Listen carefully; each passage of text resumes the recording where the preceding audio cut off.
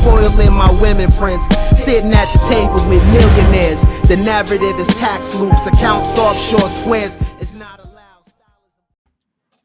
What's up, y'all? Welcome back to Coin Gang Ministries. My name is Ken Billions. You know what we do here. This is the number one place and the number one home for personal development. So welcome everybody. Hey, if you could see me, press one, and if you could hear me, press two. You know what we do here. I was having some technical difficulties with my microphone behind the scenes. So if everything sounds good on your end, we can go ahead and cook. So I need y'all to let me know how everything sounds. How are the levels? How are the visuals? Can we do what we do here? Can we practice top shelf or nothing? And I'm going to let you, the viewer, tell me what's going on. Had some issues behind the scenes. But if everything is everything, we going to go. So I'm going to wait for y'all to tell me that everything is top shelf or nothing. But before you do that, it's a blessing to be here. Anytime we could come fellowship. Um, this is the number one place for personal development. This is the place where you leave better than where you came.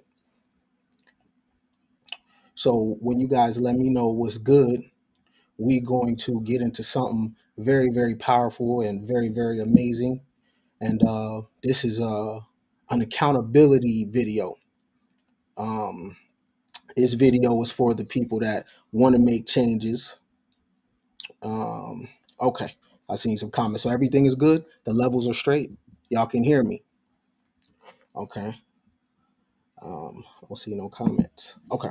Everything is good. I see the one too. All right. What's going on, man? Welcome to Coin Gang Ministries or whatever. What you know what we do here. I got a great bill for y'all today. Like I said, this is the number one place for personal development. This is the place where you come and, you come and get your life together. This is a place where you could come think different. We're going to call this ministry an abstract ministry for abstract thinkers. Okay. This is a ministry for people that think out the box. This is a ministry for people that uh, want to go to different places. This is a ministry for people that like to go, Let me tell you what I'm talking about today. What we're talking about. Today, we're talking about the true Americans. Who are the true Americans? We're going to talk about counterculture. We're going to talk about welfare consciousness, welfare consciousness. We're going to talk about patriotism, and we're going to wrap it up talking about pastors, preachers, deacons, and ministers. So just a quick recap so you know. We're going to talk about the true Americans. Who are the true Americans? We're going to talk about counterculture. We're going to talk about welfare consciousness. We're going to talk about patriotism. Huh? I know that's a word we don't use in our culture too much. Patriotism. And we're going to finish it up talking about pastors, preachers, deacons, and ministers. My topic for today is the Black un-Americans. How counterculture is leaving Blacks broken and poor. The topic for today is the Black un-Americans. How counterculture is leaving Blacks broken and poor. Counterculture, not white supremacy, not Jim Crow, not nothing the so-called they are doing. Keep it coming. Not the so-called they. I'm talking about the counterculture that so-called Black Americans have accepted. And that is keeping Blacks broken and poor. Huh. Let's go into it. You already know what we do here. Let me tell you something. Every country on earth has done things to undermine their countrymen. All right? Let's go through it just a little bit. This is the country of Venezuela. All right? Venezuela had the number one economy in Latin America for many years. Venezuela is an oil producing country. Something happened to Venezuela, though. Their policies have caused a 40,000% inflation. Their money is called, if I hope I'm pronouncing it right, but the bolivars. $1 American is worth, let me make sure I got this straight, 415,188,000,000 bolivars. $1 American. Their hyperinflation is 40,000%. Let me say that again to you. $1 American is worth 415,188,000,000 bolivars. However, when a person from Venezuelans, how we say it, when they come to America, they still love their country though. They just hate the policies of the powerful people there, but they love their country. They're still very patriotic, even though the living conditions in Venezuela is not up to par. Okay? They still love their country. All right? Y'all know this man. This is Mr. Vladimir Putin. Right? Vladimir Putin has clamped down on free speech in Russia.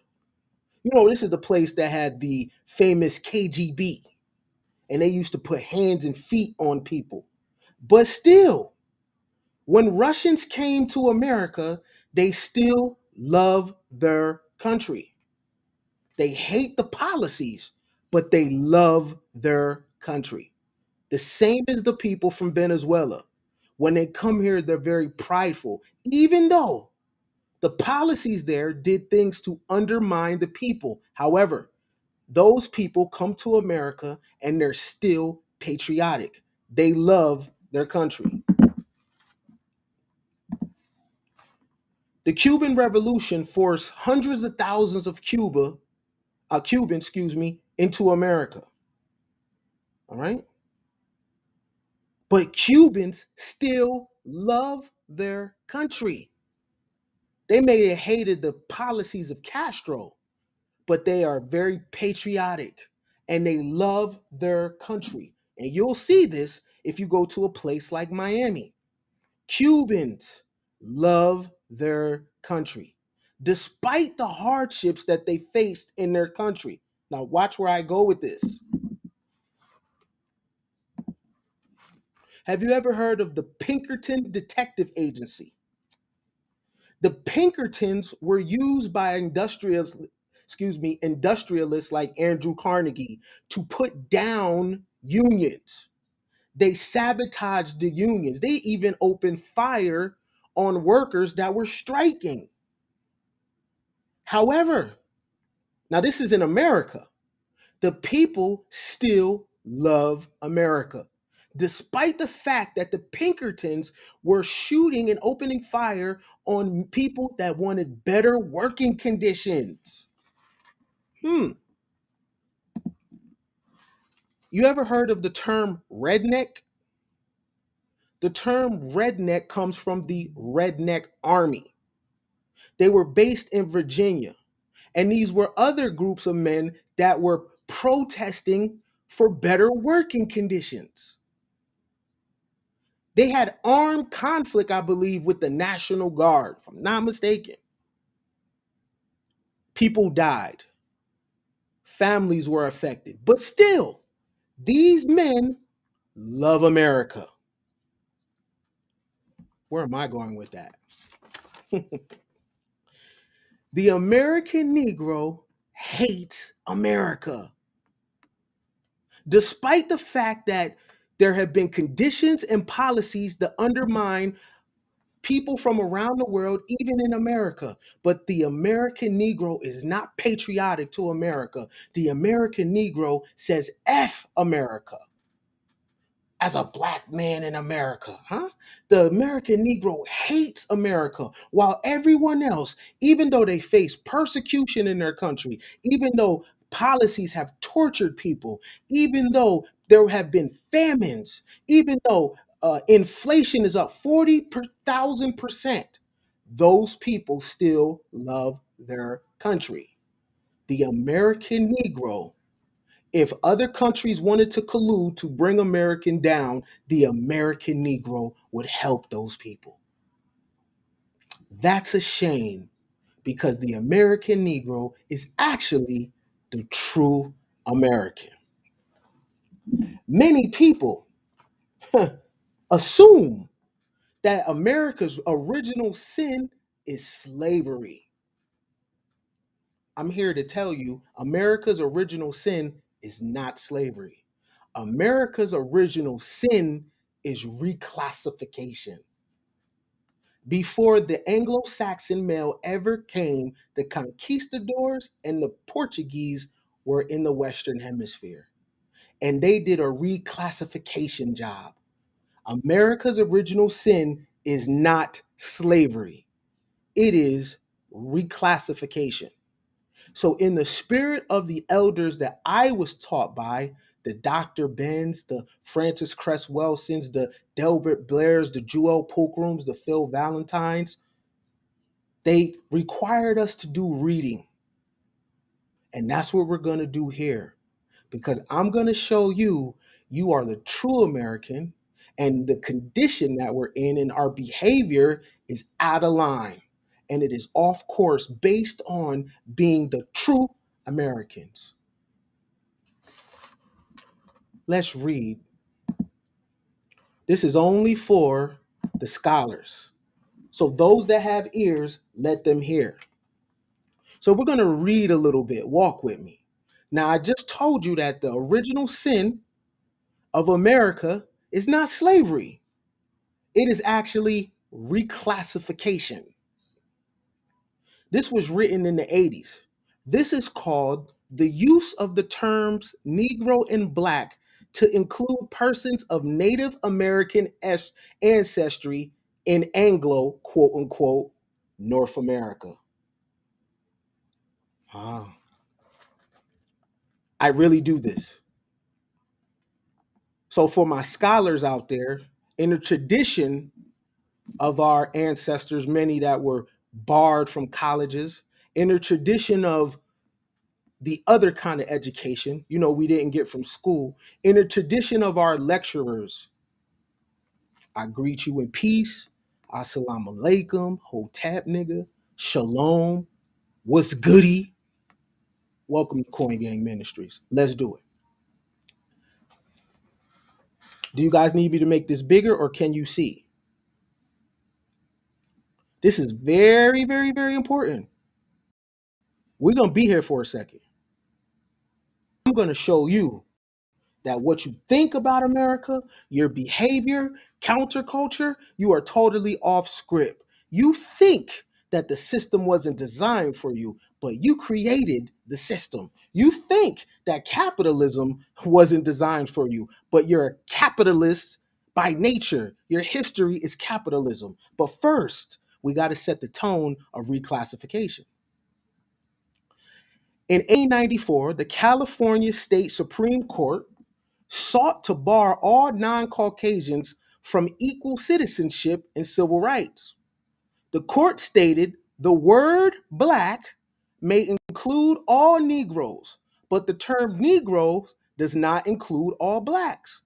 We are of the opinion that the words white, Negro, mulatto, and black person, whenever they occur in our Constitution, must be taken in their generic sense. That all words black person in the 14th section must be taken as contra, distinguished from white, and necessarily includes all races other than Caucasians. Uh-oh.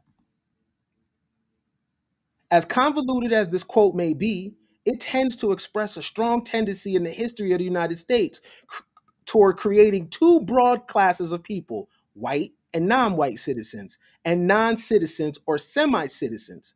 The tendency to create a two-caste society often clashed with the reality of a territory which included many different types of people of all colors and different degrees of intermixture of European, American, African, and Asian. Native American people, whether unmixed ancestry or mixed with the other stocks, were at times affected by the tendency to create a pure white black social system, especially when living away from a reservation or ancestral homeland. In the British slave colonies of North America, along with the Atlantic coast, many persons of American ancestry were at times classified as blacks, Negroes, mulattoes, or people of color, and these terms were, of course, used for people of African ancestry. The manner in which Americans and part Americans were sometimes classified as mulattoes and people of color from New England to South Carolina and in the Spanish Empire or explored elsewhere. The purpose here is to illustrate how the term Negro has also been applied to people of American descent. Do you know what that means? That means the term Negro, black, colored, was applied to people with American descent. The original sin of America is reclassification.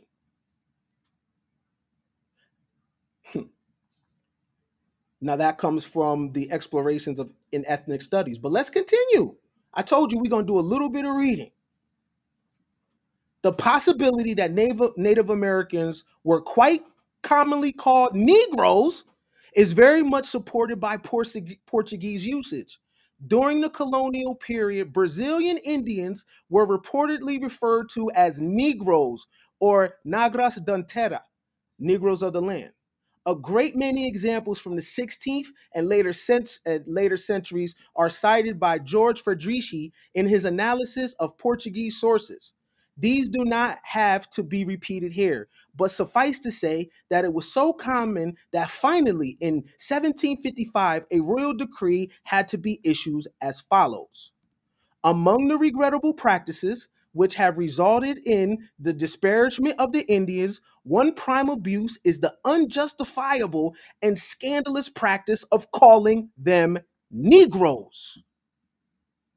Perhaps by doing so, the intent was no other than to induce in them the belief by their origins that they had been destined to be slaves of whites, and is generally conceded to be the case of blacks from the coast of Africa. The directors will not permit henceforth that anybody may refer to an Indian as a Negro, nor that they themselves may use the epithet among themselves, as currently the case.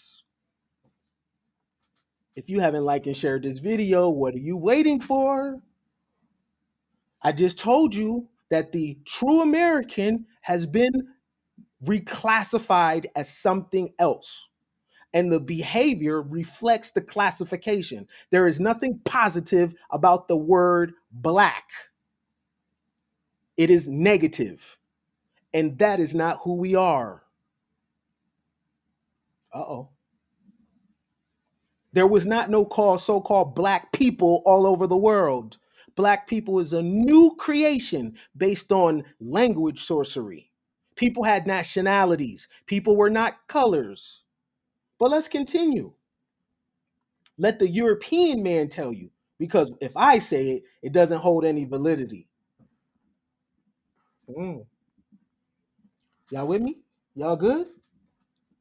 All right. This Portuguese usage is extremely significant, not only because American or part American slaves could be referred to as Negroes in early records, but also because it very much affects one's analysis of population statistics on colonial Brazil, where in fact the categories of Negro and mulatto must have included domesticated or enslaved Indians and mixed bloods. Insofar as the term Negro became synonymous with slave or servile status, it lost any specific color reference and became a general term of abuse, darker people preferring to be called preto as a result. It is highly likely that the Spaniards also referred to slaves generally as Negroes in the Caribbean, and that the Dutch took over the same general practice, since Negro and Niger were not Dutch words and had no immediate equivalent except zwart, donker, and bruin. A Dutch Fresh Spanish dictionary of 1639 has the following entry for Spanish: Negro, Noir, Sambre, Oscar, Afskuske, Brun, French, Swart, Donker, Bruin, Dutch. This Spanish Negro could be translated as dark or brown, as well as black, swart.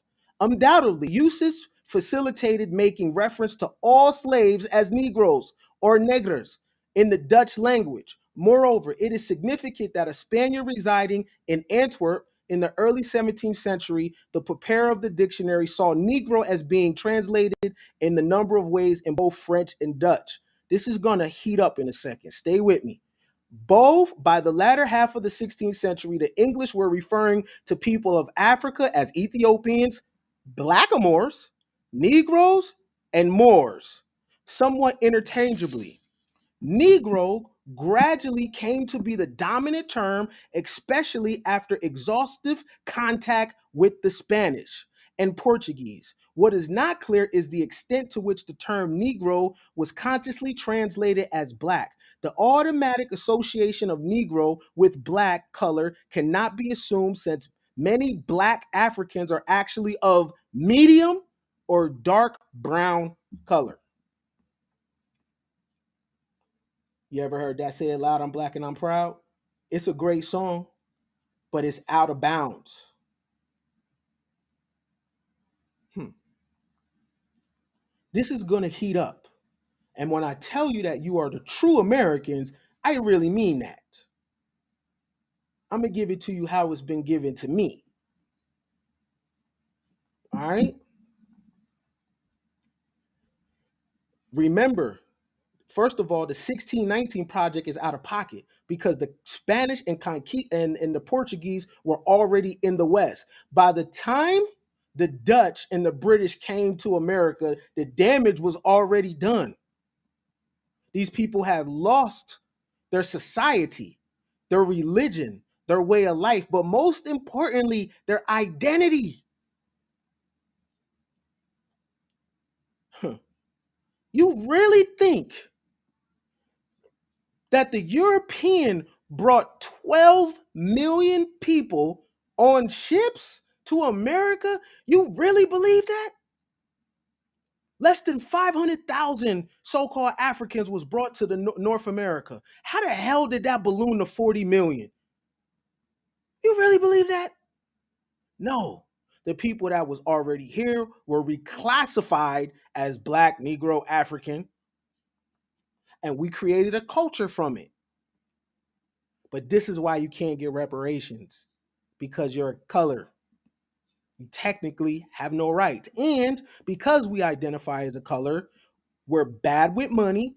Because we identify with a color, we have no connection to nature. Because we identify with a color, we can't even talk in the same room with each other without getting along. Do you know why? Because a spell was put on a group of people, and we're honoring the spell with dysfunctional behavior. Period. Let's continue. In any case, another association gradually arose. That was between Negro and slave. Early legislation commonly referred to Negro and other slaves, or to Negro, mulatto, and Indian slaves. Over the years, Negro and black both became synonymous with enslavement. Mm, mm, mm, mm, mm, mm, mm. So if you were a slave, you was automatically classified as black. Now I'm gonna give you the author to this. This is in the 80s.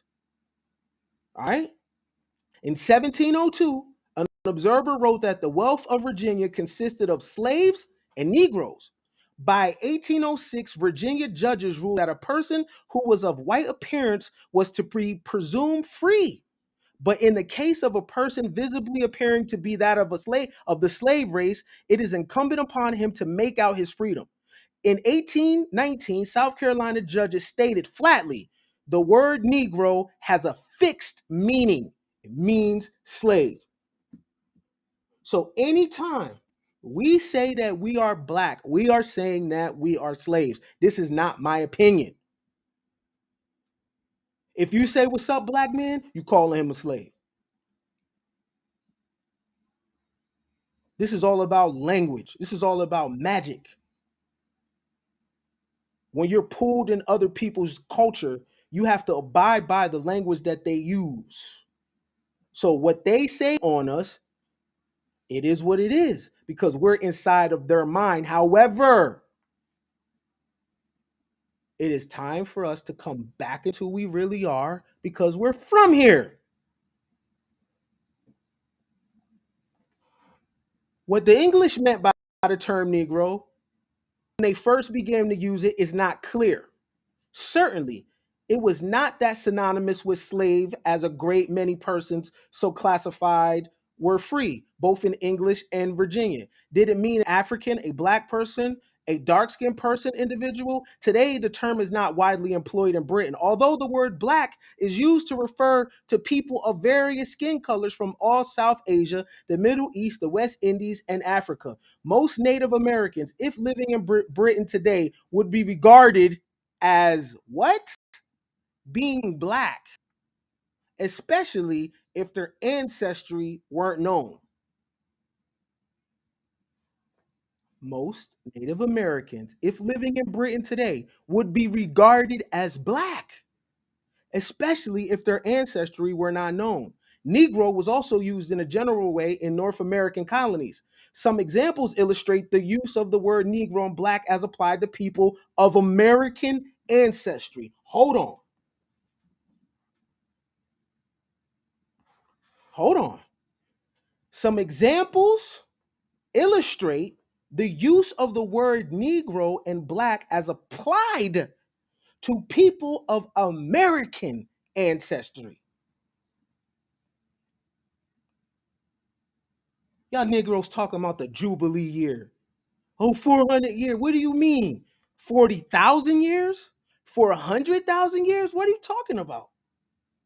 What are you talking about? What are you talking about? The system wasn't built for us. What are you talking about? These people came into thriving civilizations. What are you talking about? The system. And stay with me. I'm going to show you the history of so-called black capitalism. Stay with me. We're going to read today. I know. We got to get you unlazy. We got to put you back in the books. We got to fine tune your ear to listen to tough information, not entertainment. An example from the West Indies is specifically illuminating. In 1764, William Young was sent to St. Vincent as a part of the British occupation of that island. Living on St. Vincent were about 30,000 black Shawaribs, I can mess up a name, or free Negroes, about 100. Red Shaharabids, or Indians, and some 5,000 French and their slaves, according to Young. The British found it difficult to control the Caribs. That looks like where the word Caribbean came from. And wars were fought with them in 1771 through 1772, and again during 1795 through 1796. During that later crisis, Young wrote an extremely anti-Carib tract designed to prove that the Caribs should be removed from St. Vincent. They were eventually defeated, and some 5,000 were shipped to an island near the coast of Honduras. Why is that important? Because the diaspora that you've been taught that came from West Africa to the West is not true. The real diaspora is East to West in America, where people from Central America were shipped to South America, and people from South America were shipped to North America.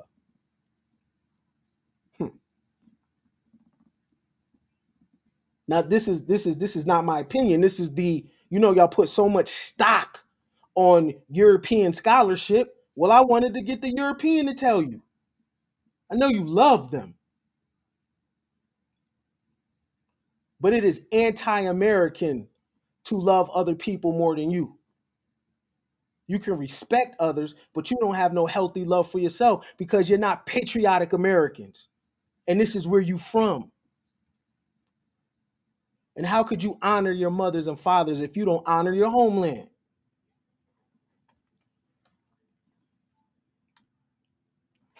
Young was anxious to prove that the so-called Black Carib were not true Aborigines, but were in fact Negro colonists, free Negroes or Negroes usurpers. This was important to him because he wanted to show that they had no bona fide land rights or aboriginal title. For our purposes, the interesting point admitted by Young is that the so-called blacks or Negroes were occasionally of tawny and mixed complexion because of American ancestry, and that their customs, personal names, and language were those of native Caribs. Still further, Young admitted that they had repeatedly intermarried with American women. He consistently refers to them as Negroes, nonetheless. Young also relayed a great deal of hearsay information about how the Black Caribs had originated, which is without foundation for analysis here. The important point is that a people thoroughly the important point is this, that a people thoroughly American in identity, culture, and language were called Black, and the Negro solely because of being mixed with African ancestry. Hold on, listen to this, man. The important point is this, that a people thoroughly American in identity, culture, and language were called Black and Negro solely because of being mixed with African ancestry. AKA, if the true Americans mated with those of African ancestry, they were called Black.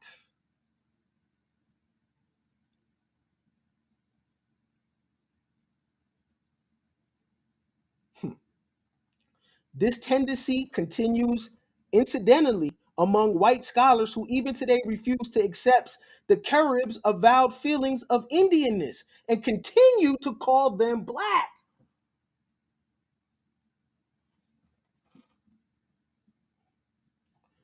In 1619, some 20 this is important because here's where the 1619 project comes from, right? But let's get deeper, because these Negro politicians, and when I say Negro, I mean it exactly how it was used on them. It is not a term of endearment. These Negro politicians, these Negro academics who want to keep us in the spirit and the language of Black and dysfunction, they missed the mark right here. In 1619, some 20 Negroes were brought to Virginia. At least 11 have names of Spanish or probably Spanish character. Later, they were joined by Negroes and mulattoes with such names as Antonio and John Pedro. These Spanish derived servants could have well been part of American ancestry. However, no evidence is available except that they were largely secured from Spanish vessels. Captured, I'm sorry. Uh-huh. In 1676, y'all with me? I know I'm reading. Y'all good? Press 1 in the chat if you good. Because I need to know y'all here, y'all active, and we good. We're going to do a different thing here. This is Coin Game. This is Coin Game. Y'all here? Can we go on? You know, to cook that real food takes some time, man. You gotta put it in the pot and let it sit. All right, we good. Just let me see some ones in the chat. I'm gonna take a drink real quick. We good, right? All right. Mhm. Remember, you're accountable for the things that you hear. So now that you heard this, I'm telling you, there's a spell on us. All right. All right. So let's get it. In 1676, one Gowan, an Indian servant, acquired his freedom in Virginia. 2 decades earlier, Mahill Gowan, called a Negro, also required his freedom. It would appear that the Negro was probably father to the Indian in this case. It's going to start getting tricky. In 1670, the population of Virginia colony was said to be 40,000, including 2,000 black slaves. Evidence indicates that there could not have been that many Africans there, and also that there were a great many American slaves or servants. Thus, the total of blacks must have been included in a good many Americans, aka natives.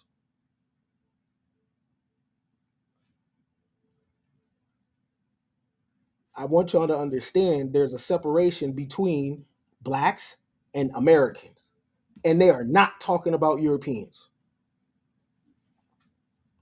In 1698, three fugitive Negroes were reported in North Carolina, of whom one was an American.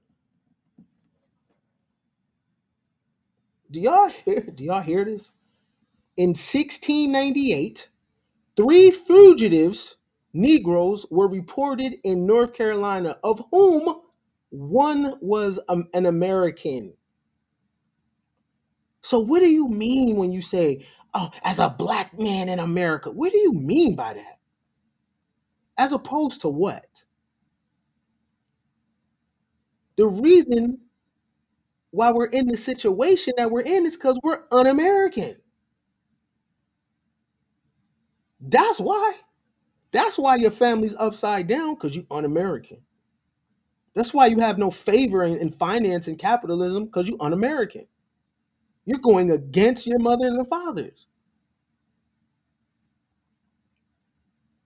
Why should the spirit of Americanism work in your benefit and you denounce being an American? You think you're something else. In 1698, three fugitive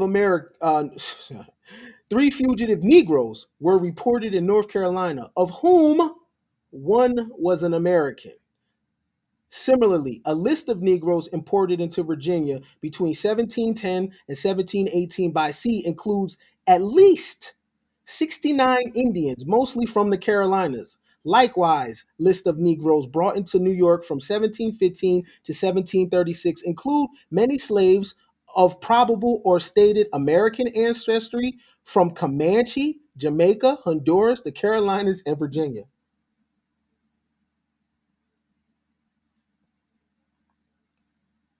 Oh no, my good sir Donnell. The reason why we are facing what we are facing is because of we have denounced America. Stay with me. I'm gonna show you. I'm gonna show you all the money that was being made by people that look like you 200 something years ago, and they tell you that, oh, the system wasn't made for us and money wasn't. That is a lie. That is counterculture that people have accepted. That is welfare consciousness, and your Negro pastors, ministers, and deacons have not educated you because they don't know.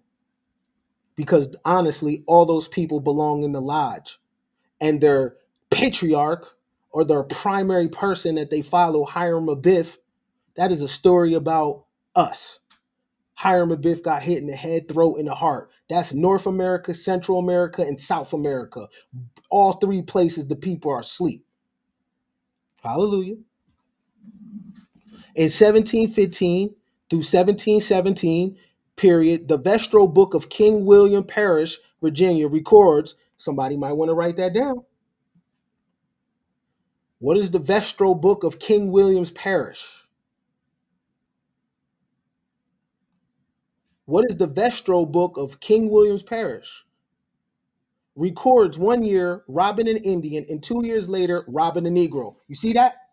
Hold on. You see that? In 1715 through 1717 period, the Vestro Book of King William's Parish, Virginia, records 1 year robbing an Indian and 2 years later robbing a Negro. That is the same person. 1 year she's called an Indian. 2 years later she's called a Negro. That is word magic. She has been reclassified. 1 year she's called an Indian, 2 years later she's called a Negro. Hmm. Virginia includes Cape Indian, while a 1728 list of Negroes at the home house of Virginia planter includes Indian Robin. Robin, incidentally, is a common name for slaves of American ancestry.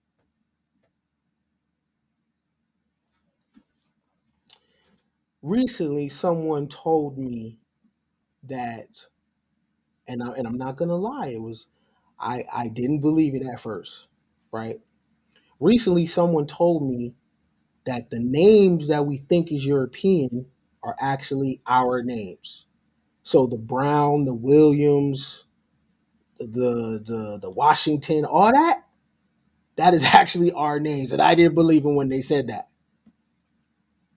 Those are actually our names. It does not come from slave masters.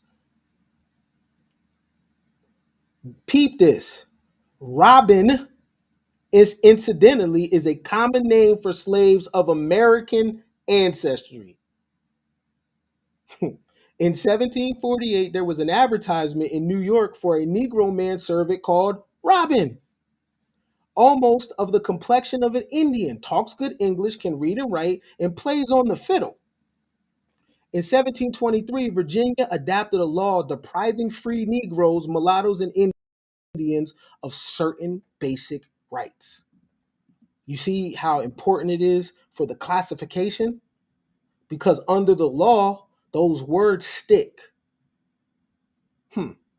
The act was disallowed by British officials, but in 1734, Lieutenant Governor Gooch defended it by asserting that he wanted to make a perpetual brand upon free Negroes and mulattoes by excluding them from the great privilege of freemen. Yo, remember the Dred Scott case when they said that the Europe or the white man has the black man there? Basically, I don't want to butcher it, but the Dred Scott case was basically there is no rights that a black person can have that a white person is going to respect. Well, he wanted to make free Negroes sensible that a distinction ought to be made between their offspring and the descendants of Englishmen. Oh, hold on, let me back it up. Certain that blah blah blah blah blah blah blah blah.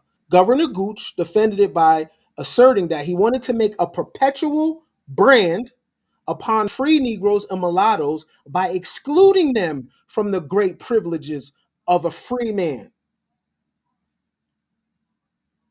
This is why I say it's about the language. Because based on language, there's no way in hell we can be rich. There's no way in hell our families cannot be dysfunctional. There's no way in hell that America could really work for us if we're under these brands.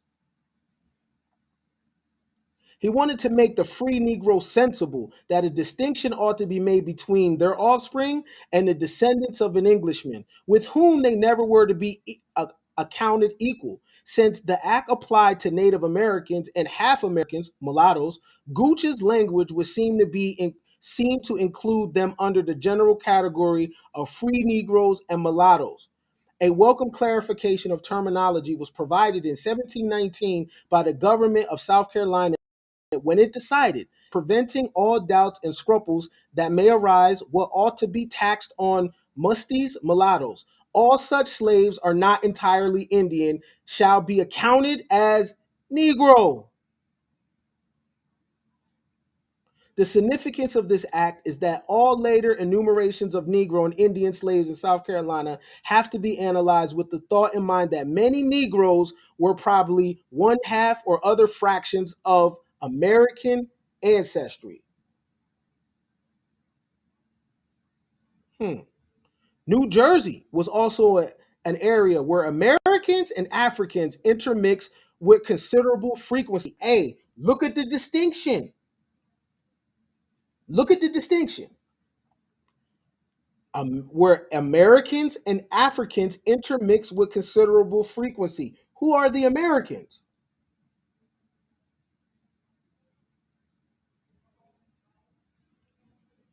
Now, these pro black handkerchief heads will tell you that we need to forge alliances with people in Africa. And I'm not against that. However, you are more brothers and sisters with people in Central America and South America more than you are with people from West Africa.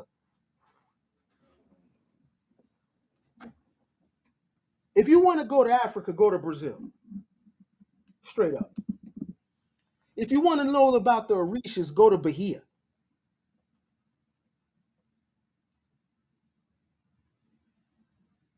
And no disrespect to the African, but we don't look like these people. West Africans barely grow hair on their face. We got big beards. We don't look like these people. There's nothing wrong with saying that. We don't. Why do we keep lying about our eyes? What our eyes are telling us one thing, and we're like, ah, nah, whatever. Ain't that cognitive dissonance? We don't look like those people. And if you're telling me that the so-called black gene is strong, then wouldn't we return back to our original nature? Not be still affected by so-called rape from 200 years ago. When are we going to return back to our African features? Is that what we are?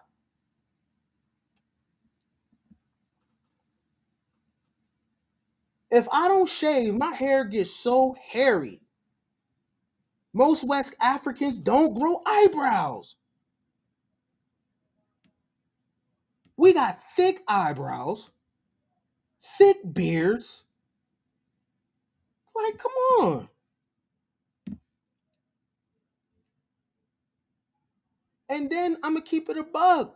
We be sucking up to them to try to be included in something, breaking our neck to wear daishiki. But if I put on a headdress, you'll be like, "Oh well, you appropriating their culture." What are you talking about, man?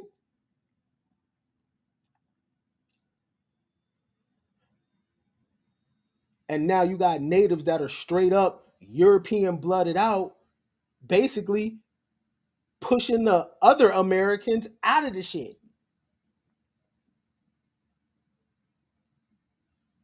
But it's funny, those natives look a certain type of way though. Hmm.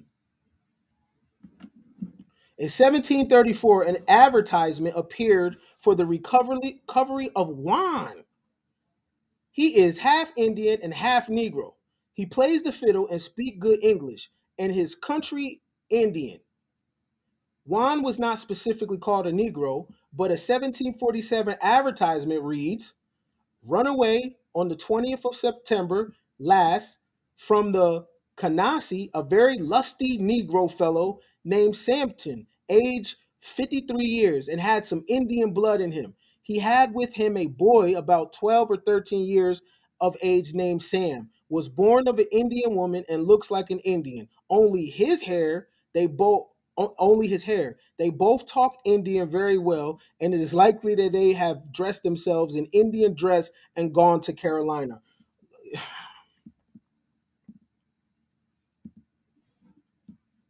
Similarly, in 1778 advertisement we read, was stolen from her mother a Negro girl about 9 or 10 years old named Diana. Her mother's name is Cash, was married to an Indian man, Lewis Wallace, near 6 feet high, about 35 years of age. They have a male child with them between 3 and 4 years of age.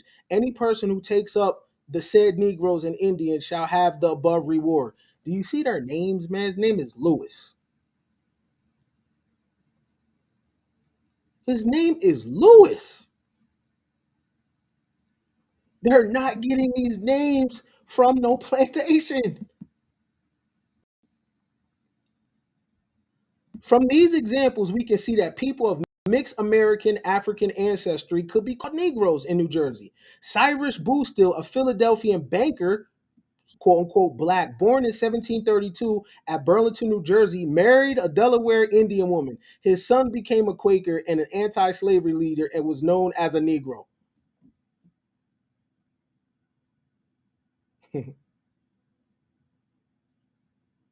Hey, you see how ill That ideal of if you got one drop of so-called black blood, then you black.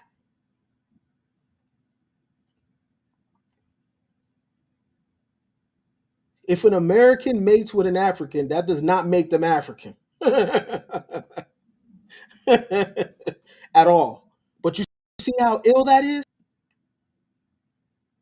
One drop in you. Up, there goes your nationality. You're black, you're Negro. In Canada, in 1747, four Negroes and a Pawnees, American slave, escaped from Montreal. A French writer referred to them simply as Negroes. In 1759, one Saunders, a runaway slave, was described in South Carolina as a Negro man of musty breed. Musty meant either European American or European American African. In the 1775, authorities in South Carolina were ordered to apprehend John Sword, a reportedly free Negro or a mestizo man.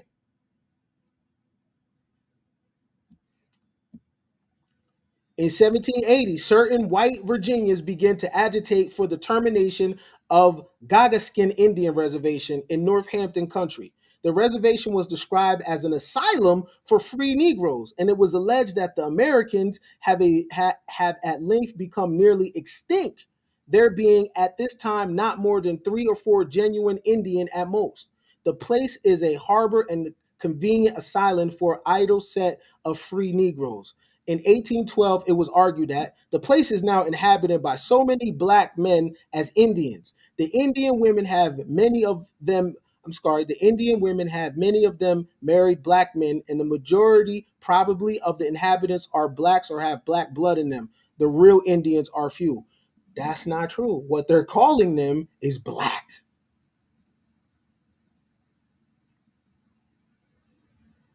They're looking at the reservation and like, oh, it's a lot of free Negroes there.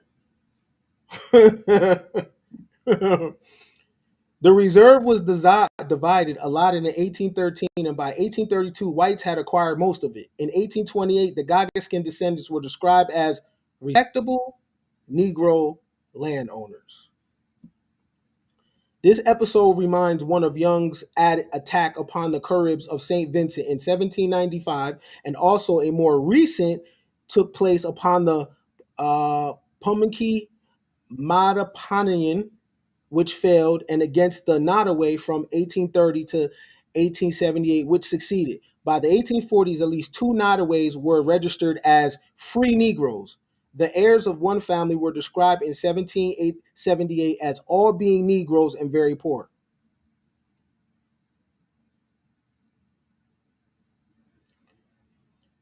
In the 1840s, at least 2 Nottoways were registered as free Negroes. This is already a body bag. I can stop right here, but we gonna keep going. This is already a body bag. By the 1840s, at least 2 Nottoways were registered as free Negroes.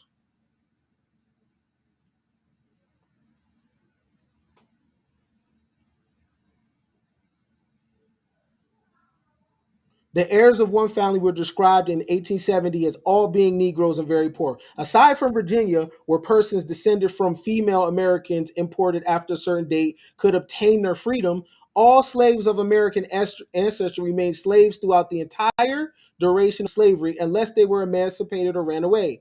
At the end of the 18th century, Bob, a carpenter fellow of yellowish complexion, musty, has bushy hair, ran away. He was said to speak more proper than Negroes in general. Other persons of American ancestry who were free also were called black or Negro. Remember the name Paul Coffey because we're going to look at him in a sec. Paul Coffey, the noted half American, half African merchant, was called at various times an Indian, a black man, and this free and enlightened African. He signed petitions with Indian men and all free Negroes and mulattoes. Other examples of similar nature abound. One author writes that the Sampsons and Galleys, property owners and school teachers, though prominently of Indian blood, were leaders among the free Negroes of Petersburg, Virginia. Virginia tax rolls and census records from the 1780s to the 1850s have numerous examples of people of Indian tribal identity being classified as free people of color or as mulattoes. In fact, the practice was almost universal. Some were also classified as FN, free Negro, or B, black, in various records. In certain counties, such as Southampton in 1830 and parts of Delaware, virtually all free non-whites were categorized as FN, although enumerated under the Free People of Color column. This list included people of Nanticoke and other tribal groups. Do you hear this? This is what their records are saying.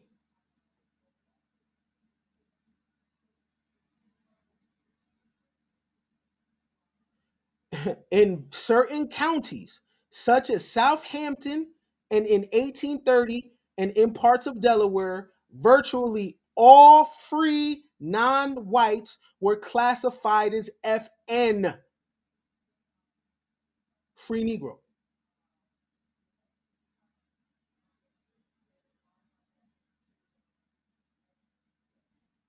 So when you watch Dances with Wolves, or you look at Sitting Bull, or you look at these movies with natives in it, just know in that period of time they were called black. We are under a spell where mother is going against daughter, where son is rising against father. We are under a spell to the point where we talk to each other messed up. We can't be in the same room with each other. We treat each other harshly. We don't respect each other's opinion or property. We're very cruel. We're very angry. We're very depressed. We're very stressed out. And I'm telling you, it's because we are under the spell of blackness.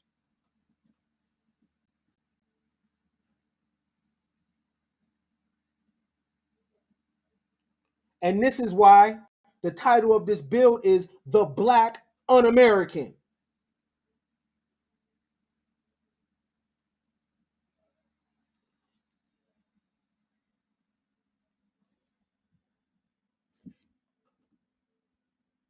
American women that are from here didn't wait to be saved by no man.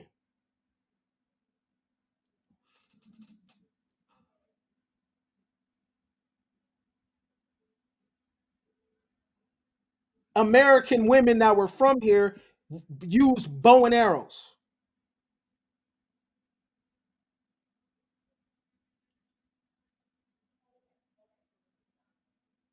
This weakness of the women is because they're black women. That's why. This weakness of the men is because they're black men. No black people can be strong. How could you? You're under a spell. You can't be a confident black woman or a confident black man. You're not even in your proper person.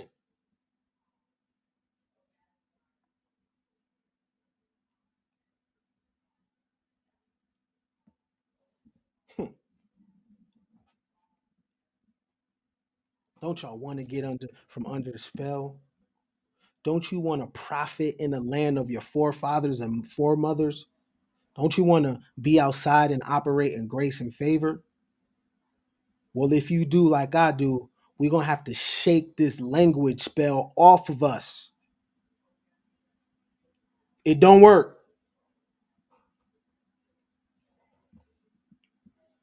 It is not self-hate saying, man, I ain't African. That ain't self-hate. That ain't self-hate. That's self-love. Just like the Igbo love their self. Just like the Ashanti love themselves. And they should. Now we could come together and have babies and create one nation and all that, but hold on for a second though.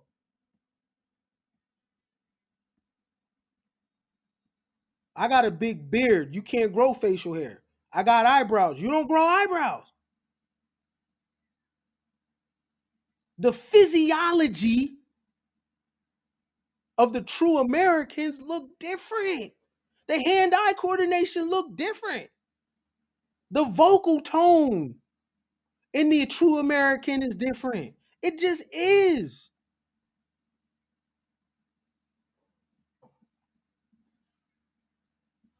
Stop at 5. We taking L's. All right, let me wrap this up because I got a lot more to show y'all.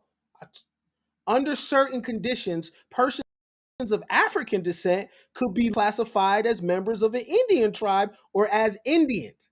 In a treaty with the Creek Nation, the Commissioner of Indian Affairs noted in 1832 an Indian, whether full or half blood, who has a female slave living with them as his wife, is the head of a family and entitled to a reservation of land. Also, free blacks who have been admitted as members of the Creek Nation and are regarded as such by the tribe, if they have farm families, are entitled to reservations of land.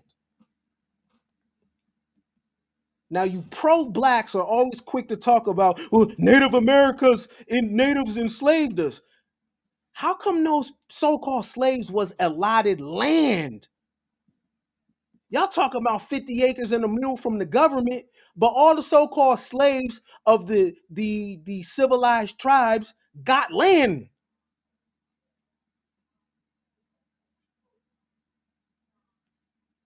These people wasn't slaves, that's they peoples. Remember, there was a time where if you were considered black, it automatically meant slave. I love Claude Anderson, but he wrong though. He taught us, oh, the Native Americans, they slaved you. And that's us.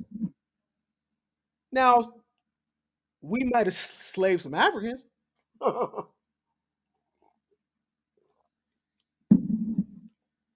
He wrong. I love him. That's the OG. But he's wrong though. He's pushing us, and that's an old mentality, Negro. And I'm sorry, we not that. And that's why it represents the permanent underclass. You can't be a permanent underclass and be a nation at the same time. Stop at 5.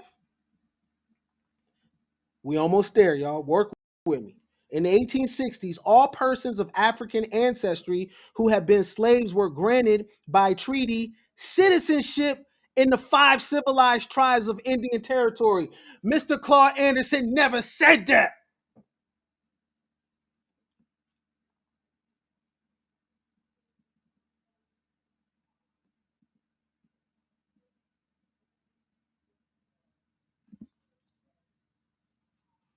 You pro-blacks is taking L's out here.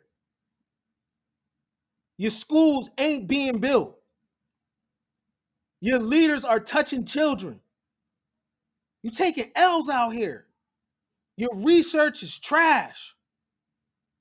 When you go to Africa, you be looking for pyramids. You don't be looking to build no businesses. Your identity is garbage.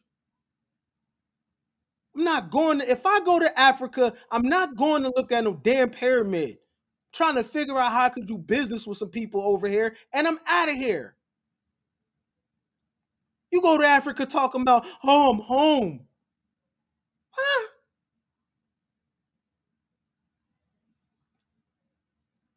You go to Africa and talk about, I'm home.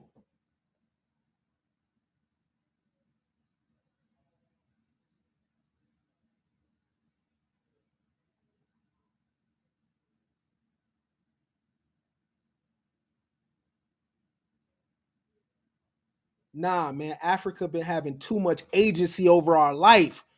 That's an identity issue. We've been trying to be other people. Oh, I'm a Kemet. Man, if you want to go see a pyramid, go to Central America. Hell, the United States has mounds. Why are you going way to Africa to see the pyramids when it's mounds here? You could go to Chichen Itza. That's killing us. Identity.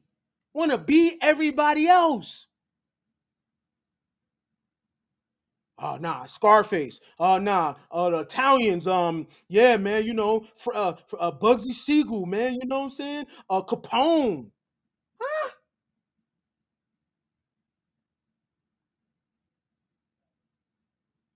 and the babies is cursed. In the 1860s, all persons of African ancestry who had been slaves were granted by treaty citizenship in the five civilized tribes of Indian Territory. The general trend, however, was to enroll the more visibly part African person as freedmen citizens and to restrict their tribal status. When lands were allotted in 1880s to the early 1900s, most such persons were not allowed to assert American ancestry and were therefore denied future rights as an Indian. During the Seminole Wars, a new term seems to have been coined, that of Indian Negroes. One source, General Wiley Thomas, asserted in 1834 that they are descended from the Seminoles and are connected, I don't know this word, consanguinity.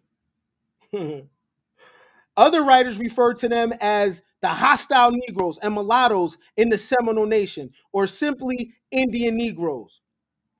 Few white writers seem to have continued the use of Indian Negro. However, the Ichi language, mixed people of that type were referred to as Gashipachala, Gashipachala, or red people. In North Carolina, many people of Lumbee Indian identity were categorized at times as Negroes.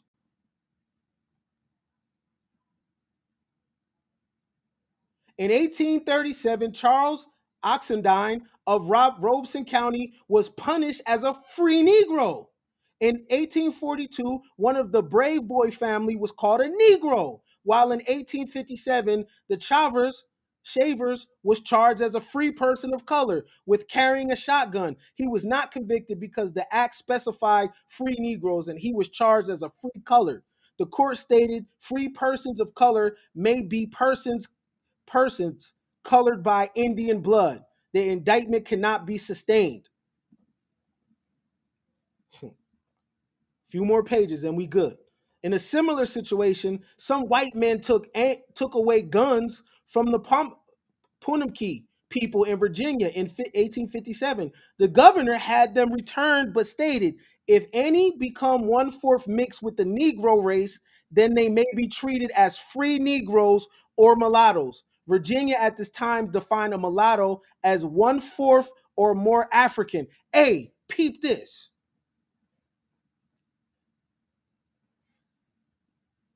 Some white men took away guns from the Pamunkey people in Virginia in 1857. The governor had them returned.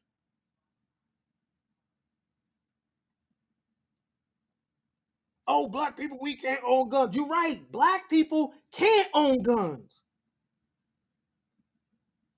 Look what he said.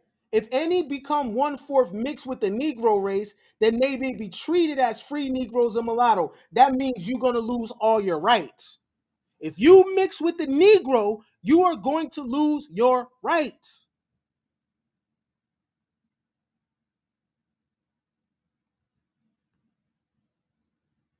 This is in 1857. White men took these people guns and the governor gave it back. You don't know nothing about America but what these deacons, pastors done told you.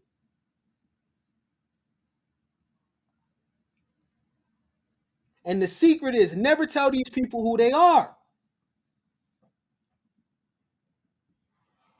In Louisiana, in 15 in Louisiana in 1856, the Black Code was said to refer to offenses involving slaves, Indians, and free persons of color. Many narratives of ex-slaves recorded in the 1830s reveal Indian ancestry. One such person called an Indian was Uncle Mobile Hobson of Virginia. He says, it come a time to marry, and he married a black woman.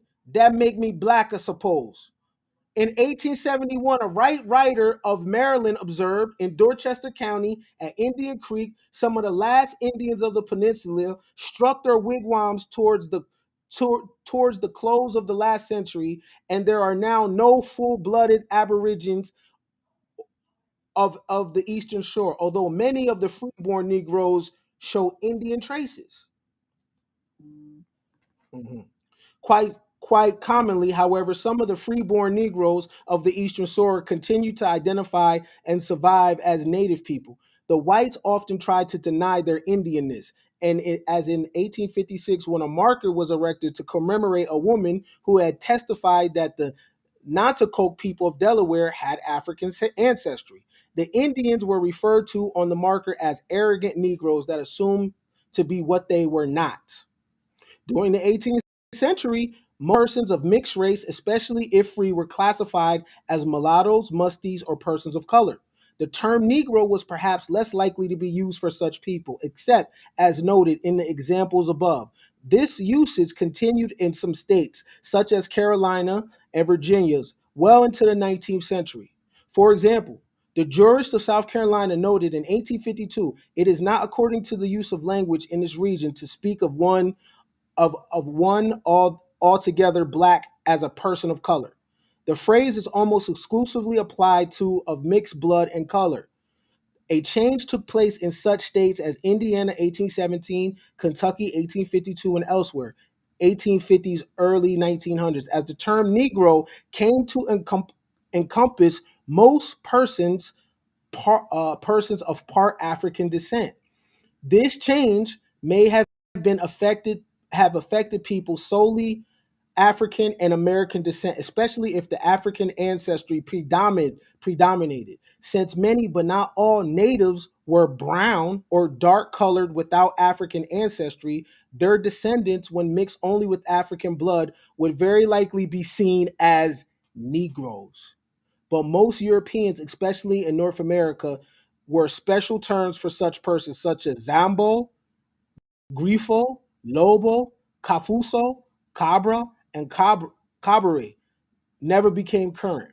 The United States Census also tended to expand the use of the terms blacks or Negro. In 1890, black was to be used for all persons three-fourths or more black blood. They're making these rules up as they go.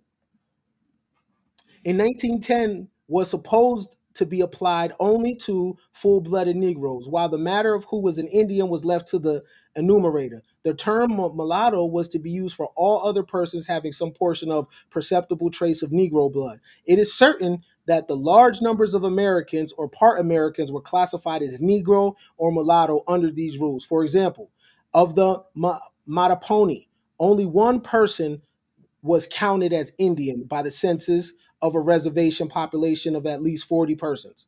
Similarly, the Potopas, Postapatuck of Long Island had only one person counted as Indian, doubtless because the rest were enumerated as Negroes and mulattoes. I'm trying to speed it up, but I hope y'all are able to follow along. That these people are being recorded in a census as something. They have no say so about this. None. So you got 40 people, and whoever is observing based on how they look is going to say, that's an Indian, the rest of you are African.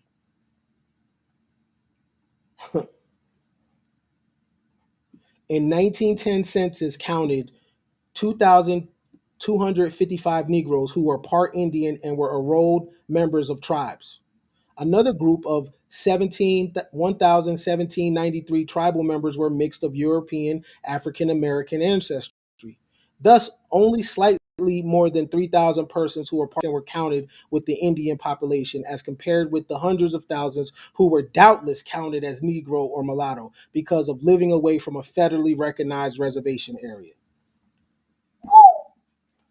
In 1930, a person of mixed Indian and Negro blood shall be returned as a Negro unless the Indian blood predominates and the status as an Indian is generally accepted in the community. By 1940, all African American hybrids were to be counted as Negroes unless the Indian ancestry very definitely, very, very definitely predominates, and he is universally accepted as an Indian. Now, what is the look that is universally accepted as an Indian? European.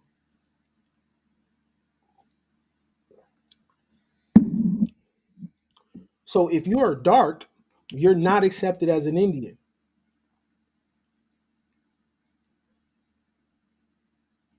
And that's what we base it on. We base it on hair. Oh, look at my hair. I'm an Indian. Oh, look at my skin tone. I'm African.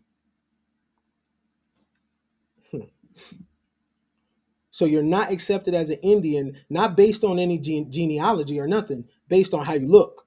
But who is the one accepting and non accepting? It's Europeans. But all through this manuscript, I'm telling you how people have been classified. Even pureblood Indians can be counted as blacks. Come on, man. Come on, man. What other bruh sis? Even pure blood Indians can be counted as black, as in Nevada in 1880 when the census enumerator categorized 90 members of the Duckwater Shoshone tribe in that manner.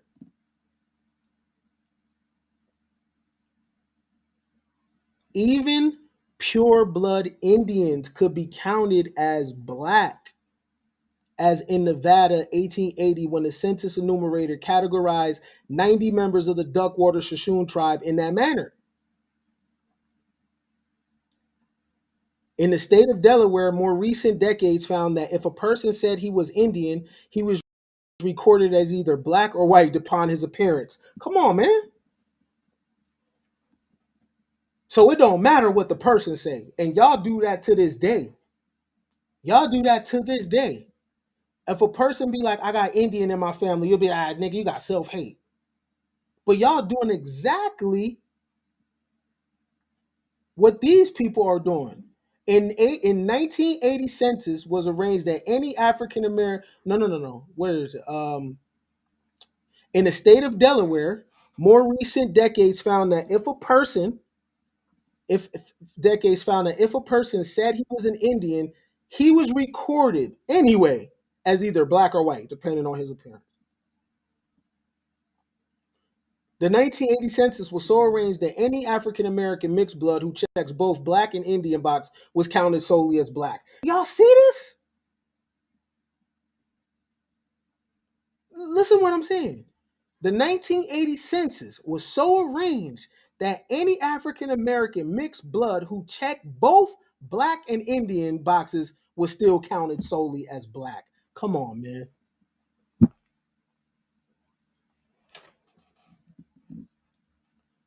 In summary, it seems clear that many persons of Native American ancestry, in whole or part, have been at times classified as Negro or blacks. This is a matter of considerable significance for the scholar seeking to understand the actual ethnic or racial identity of non white persons in North American British colonies and in the United States over the centuries. Earlier studies have shown the significance of the term mulatto, musty, sambo, zambo, and colored as indicating persons of American or possible part American ancestry.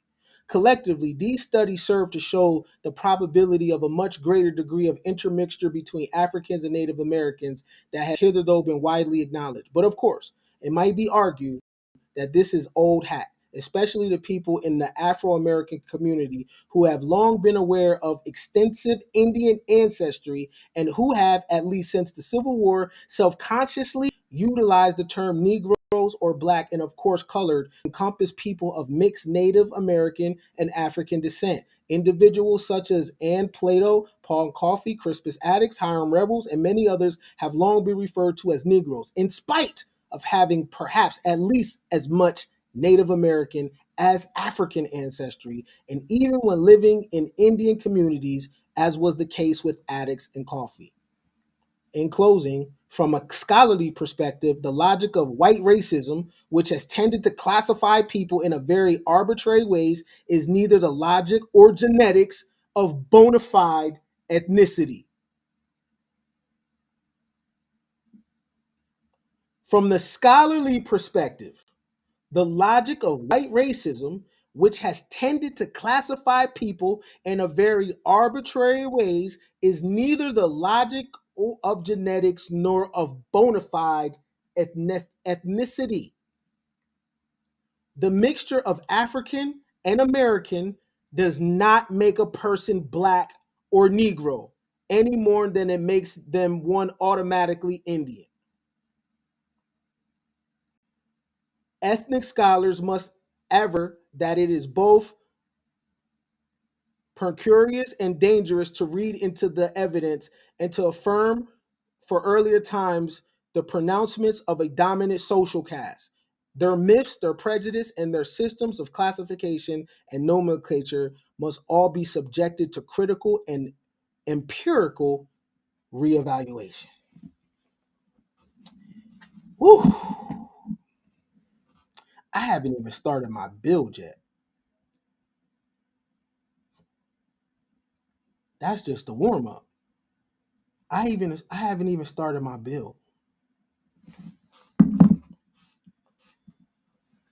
Now I would post this document in the chat, but niggas is stingy on that Cash App.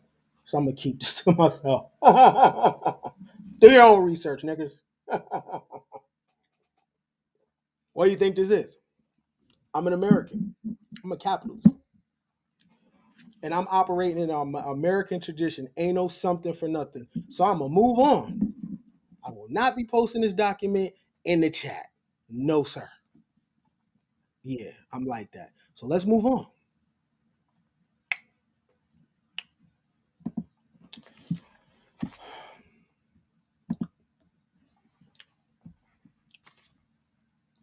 I will not mule for you.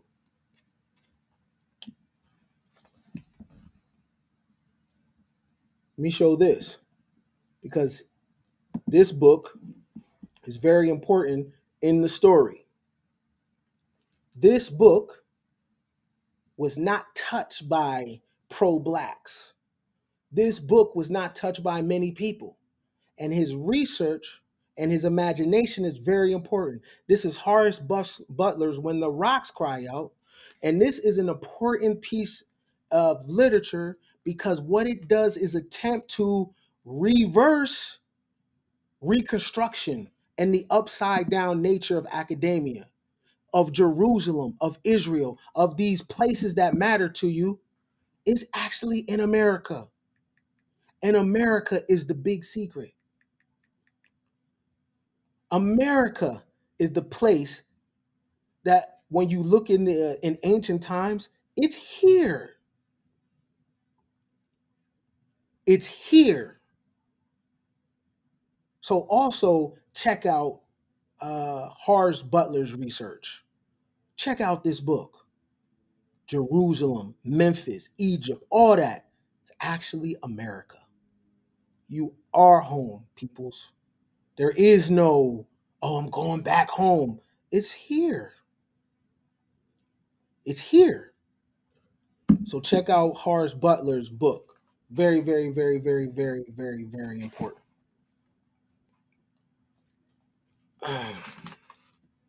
Y'all with me? I was serious about not posting that document in the chat. That's real talk.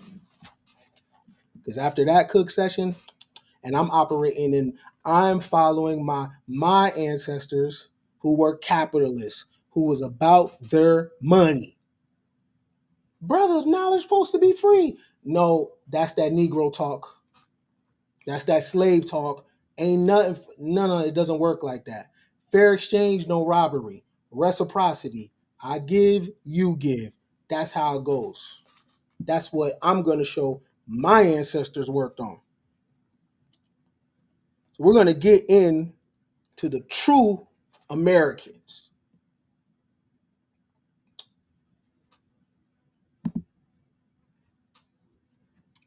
Let's talk a little bit about Mr. Salem Poor. Why is Mr. Salem Poor important? Because you Negroes, and when I say that now, I mean it in a derogatory term. I mean it in the way that it was used, right? Slave, cowardly, lost, right? You Negroes taught me to go against America. You Negroes taught me that America wasn't good. You Negroes taught me to buck up back against America. But that ain't our ancestry. Let's get into who Salem Poor was. And let me show you a true American.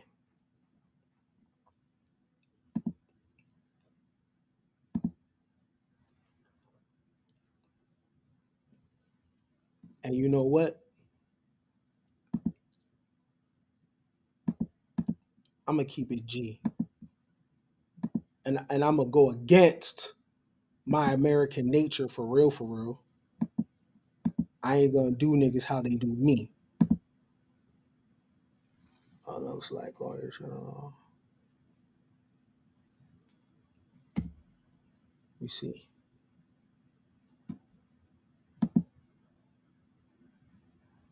Won't let me post in the chat. Some of my chat. If you email me, I will send this link to you.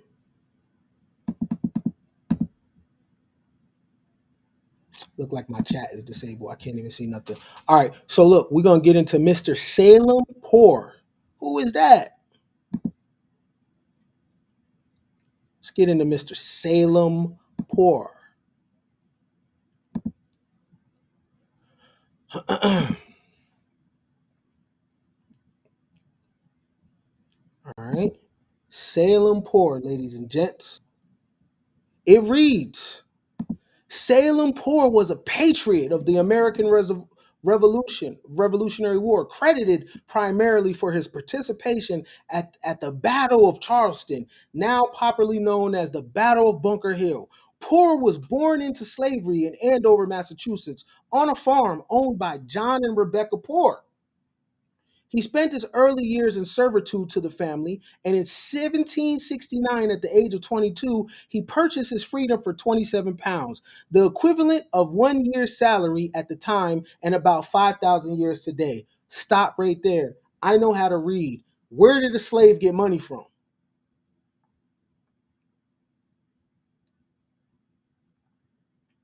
What are slaves doing with bread?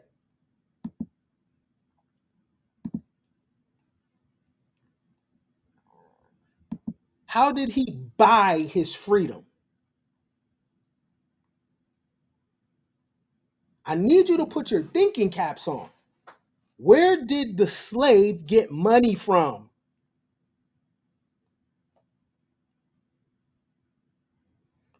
So a slave can purchase their freedom from their master?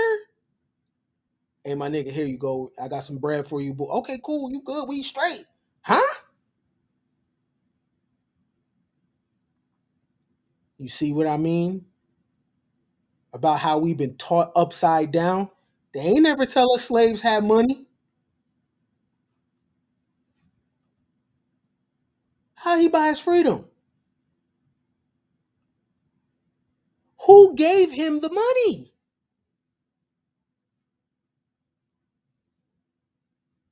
See what I mean about true Americans? Is it possible that what we think slavery was, it wasn't? Because we damn sure learned that reclassification has tricked us. Is it possible that what the lens that we view slavery from, maybe it didn't happen like that? And because of movies and publications to reinforce a victim narrative to cripple the people because the brain can't differentiate what's real and what's fake. Huh? Hold on for a sec. He spent his early years in servitude to the family, and in 1769, at the age of 22, he purchased his freedom for 27 pounds, the equivalent of 1 year's salary at that time, about $5,600. It's people that don't got 5 racks to their name right now. Cool. Poor married Nancy Parker in 1771. Look at the term, free mulatto woman with both Native American and ancestry blood. How the hell are you both? Look at the terms, free mulatto woman, aka Indian. Parker was a maid servant to Captain Jesse Parker. Salem and Nessie had a son, Jonas, who was baptized in 1776. In 1775, Poor enlisted in the Army with Captain James Fry's Regiment of Massachusetts Minutemen. On June 16th, 1775, Captain Fry's regiment, along with 2 others, totaling about 850 men, were ordered to march from Cambridge, Massachusetts, to Charleston, Massachusetts, and established at the top of a hill outside Charleston. The British were aware of the colonial presence, and after 3 separate attacks, took over the fort, but with significant casualties. It is in this battle that Poor gained his notoriety. In John Trumbull's famous painting, Battle at Bunker Hill, British Colonel Joseph Warren has been fatally wounded, and British Lieutenant Colonel James Abercrombie is lying dead at his feet. Poor is credited with killing Colonel John Abercrombie as well as numerous British soldiers. In December 1775, Minutemen officers, including a colonel, wrote a petition citing Poor's heroism, explaining that we declare that a Negro man called Salem Poor of Colonial Fry's Regiment, Captain Ames' company in the late Battle of Charleston, behaved like an experienced officer as well as an excellent officer. To set forth particulars of his conduct would be tedious. We would only beg leave to say that this person of this Negro senders a brave and gallant soldier. This is the white man talking about the Negro.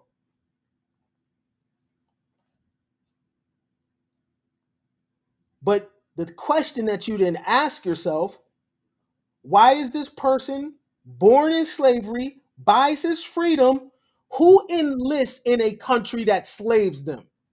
I guess he's a coon, huh? He thought he was an American. That's why he's fighting against the British. Ah, you didn't think about that. Now, remember in the beginning of this video, I showed you countries that have undermined their citizens, but those people still love that country. Negro Americans hate America. But atrocities have been committed over in on this planet, and those people still love their country. They hate the policies. They love their country though. You hate your country. You hate America, and you elevate Africa, and Africa ain't did a damn thing for you. You love Africa though, but you don't get no money with no Africans. You don't do nothing with no Africans. But you love Africa though. But your baby was born here. You've been married here. Your mama and daddy from here. Some of your best times have been here. You have smiled here, lost your virginity here. You have took trips here. You have road tripped to here. You done been Miami and twerked here. You done ate school lunch here. You done seen movies here. You done got money here. But you hate America though. You generation of vipers, you. This man was born into slavery, bought his freedom, and enlisted to fight against the British. If the Chinese came to America right now, you would help the Chinese to go against your own government.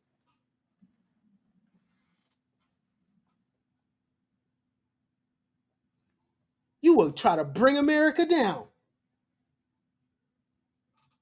You ungrateful niggas.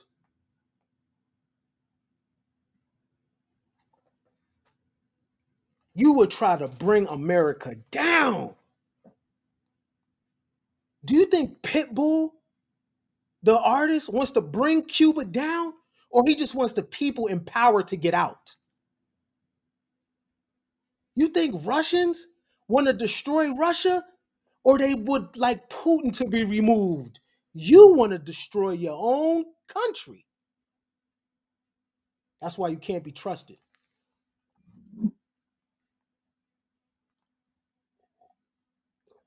Remember the name Salem Port, because he got more heart than you niggas,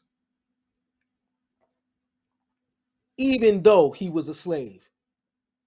He understood that this was his country, a true American, and he gonna fight against foreign invaders. You would never do it. You would side with them. Your Pan-Africanism and your pro-black has no code to it. There's no loyalty to it. You can be uncouth. You can point finger, hey, Karen, hey. Your Pan-African and your pro-blackness has a nana boo-boo associated with it. It doesn't require you to do anything. It doesn't require you to be anything. All you have to do is have passion. Be contrary to everything. F Christianity, F Islam. You always going around talking about somebody's thing that they're doing. I know. I was in that mindset. Do you know why? Because I identified as an African and a nigger. And when you walk around like that, you walk around trying to tear everybody else stuff down and build nothing, though. Build nothing. But you walk around in anger all day. F this, F that, F all that. You want to debate. I understand. I understand that spirit. It's un-American, though. So shout out to Salem Poor, the true American, the patriot that fought against foreigners, even though conditions weren't always favorable for him. This is where he's from. That's gangster. Shout out to Mr. Poor.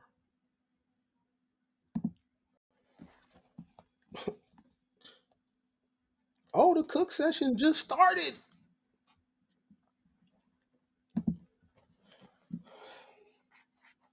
What's her name? What's her name? Anybody know her name? What's her name? Want to get a crack at it? Anybody know her name? History don't talk too much about her.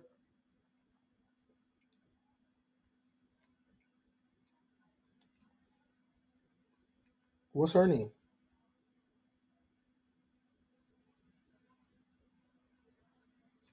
I already know you don't know her name.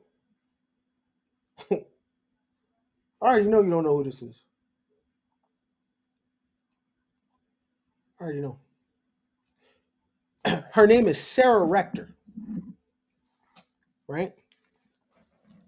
Now look closely at her face, right? Just looking at her, you're gonna be like, oh, that's a black woman, right? Remember the face. Now remember I said we got a history of capitalism, of ownership, right? It's a history. Let's get into it. Let me bring Mr. Poor down. Let's talk about Sarah Rector for a second. Uh,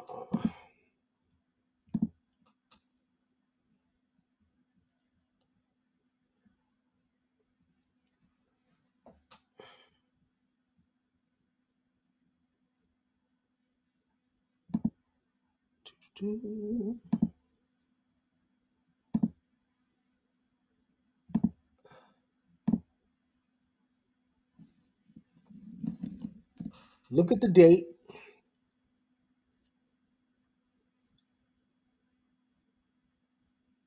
System. System ain't built for us. Look at the date.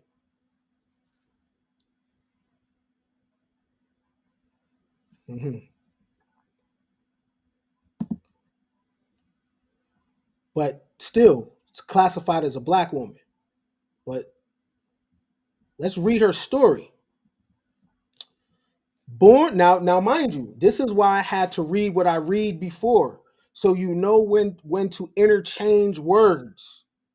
Okay, because the Negro doesn't know his classification, so he classifies himself as black, right? But now we're armed with the tools to look deeper into the language. All right, born as the daughter of a freedman in 1902, Sarah Rector. Let me make it bigger for y'all.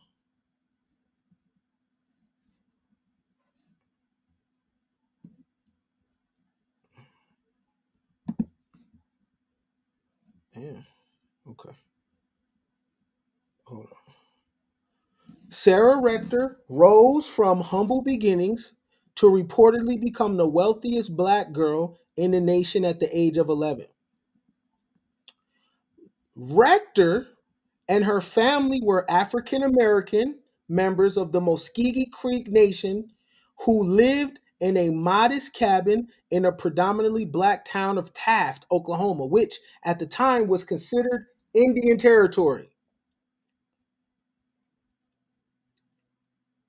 How can she be an African American member of an Indian tribe? Just think about this. How can she be an African American member of an Indian tribe? Hmm. See the classification? Following the Civil War, Rector's parents, who were formerly enslaved by Creek tribe members, were entitled to land allotments under the Dawes Allotment Act of 1887. As a result, hundreds of black children of Creek freedmen miners were each granted 160 acres of land as Indian Territory integrated with Oklahoma Territory to form the state of Oklahoma in 1907. While lands granted to former slaves were usually rocky and infertile, Rector's allotment from the Creek Indian Nation was located in the middle of Glenpool oil field and was valued at $556.50. Stop, man, stop.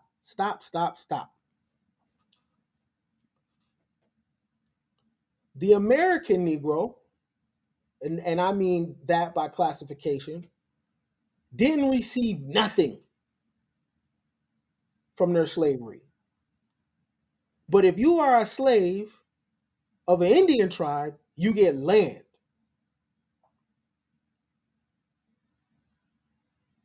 Why?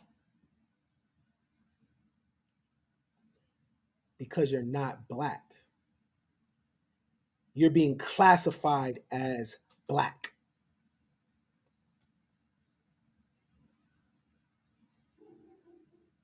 Sarah Rector's family is really part of the Creeks. They're not African American members of shit. They're members of the Creek Nation. We just read the classifications that they would look at 40 people and only say one of them is Indian. No, Sarah Rector is not African American. Sarah Rector is American.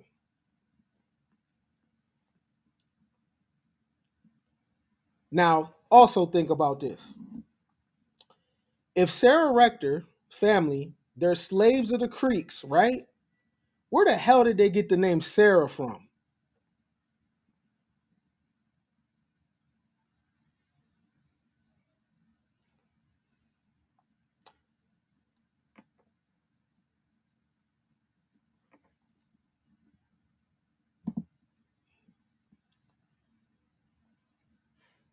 I see a comment that I want to address, but I can't because my chat is disabled. So the comment says, and I'm reading on my Facebook, We don't have to deny our African roots to be successful as AAs here. No other group requires that. Acknowledging our ancestors is a weakness. We just at the same time native to this land by birth. You must have not been here when I read you reclassification. Some people are African. Most people are not. If you want to find out, go back to the beginning of the video, right? So when you come late, you miss stuff. That ain't our roots. Look nothing like these people. And it ain't because of mixture. Look nothing like these people. And we just read that they classify anybody with dark skin as black.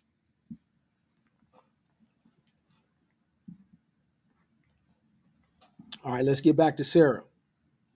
And I'm going to say something about the Indian Territory too. I mean, in Oklahoma, which is going to hurt your feelings. While land grants to former slaves were usually rocky, okay, I read that. Nation was fertile. Okay, strapped for cash, Rector's father leased his daughter's parcel to a major oil company, which was Standard Oil at that time, owned by John Rockefeller. Okay, Rector's family leased his daughter's parcel to a major oil company in February 1911 to help him pay the $30 annual property tax. 2 years later, Rector's fortune took a major turn when independent oil driller B.B. Jones purchased a gusher on her land that brought in 2,500 barrels or 100, 105,000 gallons per day.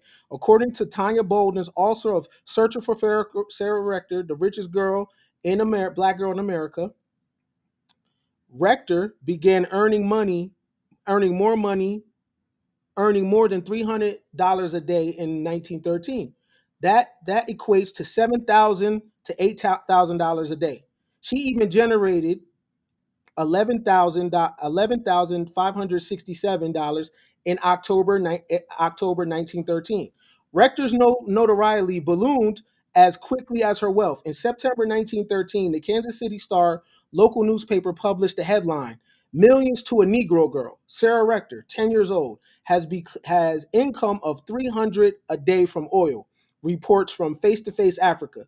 In January 1914, the newspaper wrote, Oil, oil made Pickaninny rich. A Oklahoma girl with 15,000 a month gets many proposals. Listen to this. Four white men, the ones that y'all be loving, right? The protectors, right? These are your protectors and providers, right? Four white men in Germany want to marry the Negro child. They might share her fortune. She's 10.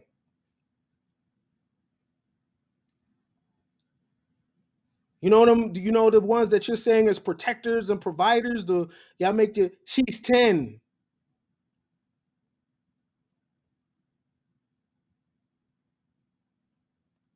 Hold on. Hypergamy. Four white men in Germany want to marry the Negro child that they might share her fortune.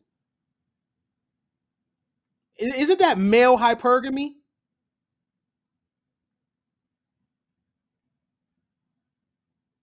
Oh,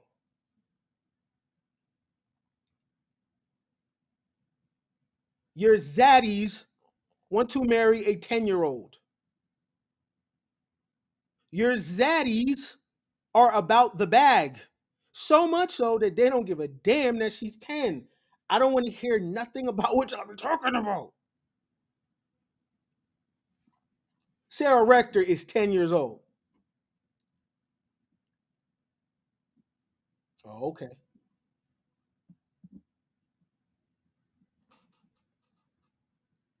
Oh, okay.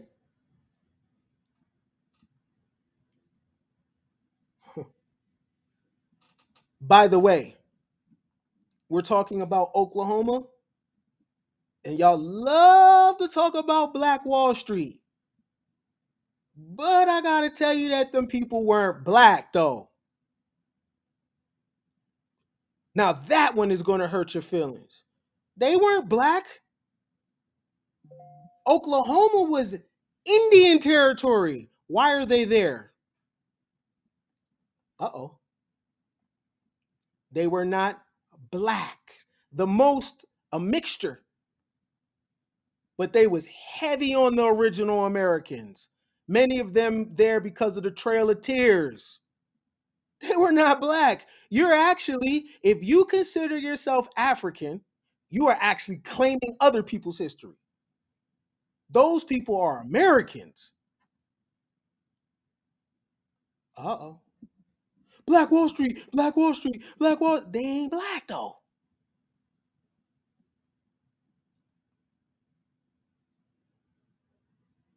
So think about this for a second. Oklahoma, even to this day, is considered Indian territory. Why would Indians let so-called black people that have nothing to do with them set up shop on their land? You ain't never thought about that, huh? How come the natives didn't invade you?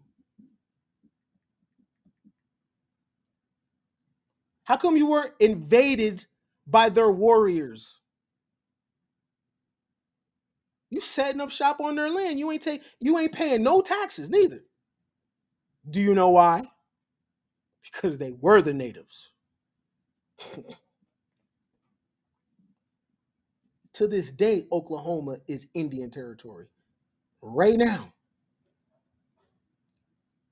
I know, damn, I wasn't supposed to say that.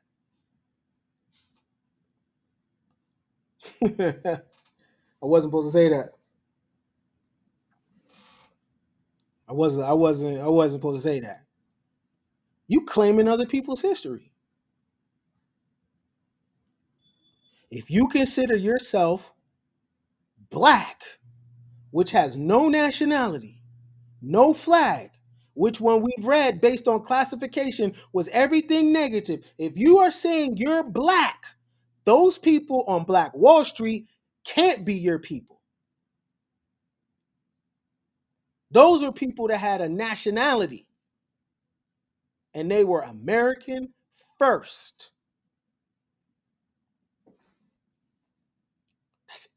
Let me say it one more time. Sarah Rector's from there. That is Indian territory. Why would Indian territory, people from there, why would they let you set up shop there unless you are that? Oh, damn. Oh, man. All right. Sarah Rector. Four white men in Germany went to marry the Negro, want to marry the Negro child that they might share her fortune. Meanwhile, in Savannah Tribune wrote, oil well produces neat income. Negro girl, 112,000 a year. Another newspaper dubbed her the richest Negro in the world. Her fame became widespread, and she received numerous requests for loans, money, gifts, and 4 marriage proposals at 10. At the time, a law required Native American, Black adults, and children who were citizens of Indian territory with significant property and money to be assigned well respected white guardians. Again, remember what we read before. How is a Black a citizen of Indian territory? At the time, a law required Native Americans, Black adults, and children who were citizens of Indian territory. How you going to be a citizen somewhere that ain't you? Remember, reclassification. The Europeans are dividing people based on how they look. They're saying one group of people is natives and the other group of people are Black adults. And the people that they are saying that are natives are the ones with European features. The ones that they're calling Black are the ones that are dark. This is colorism.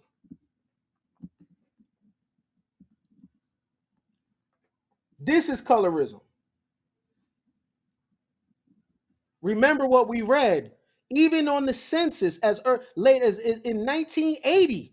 If you put on the census, you were Indian, they would still write Black on there. How is that not colorism? That's not colorism. They're deciding who you are based on how they think you look. Hmm. Rector's guardianship switched from her parents to a white man named TJ Porter. Concerned with her well being and her white financial guardian, early NAACP leaders fought to protect her and her fortune, according to a report from pastblack.org. In 1914, the Chicago Defender published an article claiming that her estate was being mismanaged by grafters and her ignorant parents, and that she was uneducated, dressed in rags, and lived in an unsanitary shanty. National African American leaders such as W.E.B. Du Bois became concerned about her welfare. None of the allegations were true. Rector and her siblings went to school in Taft in an all-black town closer than Twine. They lived in a modern five-room cottage, and they owned an automobile. What?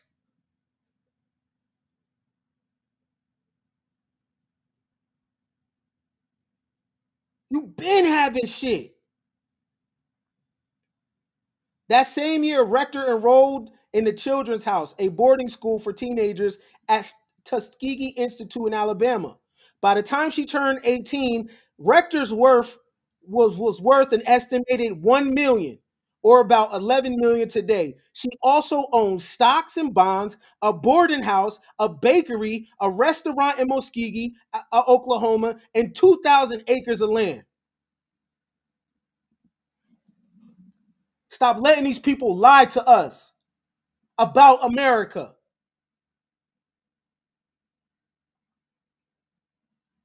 They are lying. And it's all part of the victim religion to make us un-American, to make us feel sorry for ourselves, to make it seem like life is just happening to us.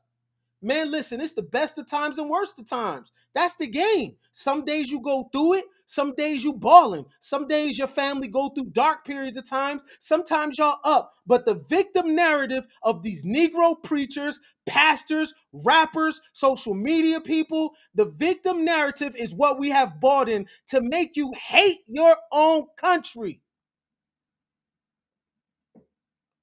It makes you communist. You sitting up there, you want to count billionaires' money. You ain't entitled to them people's money. Oh, they became a billionaire off our backs. Oh, yeah? A lot of that wealth is first generation wealth. But you embrace counterculture, which makes you a hater. You never think a person got what they got based on intelligence. You never think a person got what they got based on hard work. It has to be something nefarious going on. That is the only way that the Negro can process success. Something underhanded has to go on. And that's not your background. Your background is triumph. Your background is capitalism. Your background is faith and family.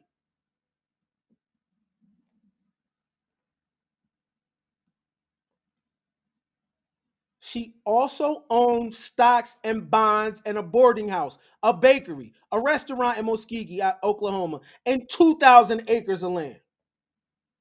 She eventually left Tuskegee where her family and moved to Kansas City, Missouri, where she bought a grand home that still stands today. There, the Rectors eventually moved into a home that was a far cry from the weather whipped two-room cabin in which Sarah began life.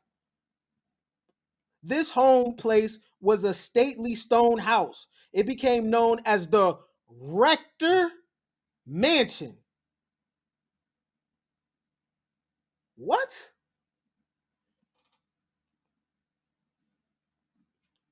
In 1922, she married Kenneth Campbell, the second African American to own an auto dealership. Hold on, man.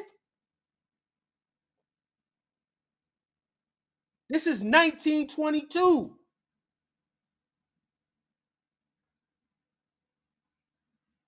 The dude she married had an auto dealership in 1922. What are you talking about? The system wasn't designed for us. That's almost 100 years ago. What are you talking about? You know what it is? You need to buy into the victim narrative. You need to be un-American because that's the only way you could justify that you have 6 baby mamas and none of the women get along. That's the only way that you can justify failing. That's the only way you could justify not conquering your fears, to try to attach yourself to a historical narrative as if you weren't triumphant. That's a lie.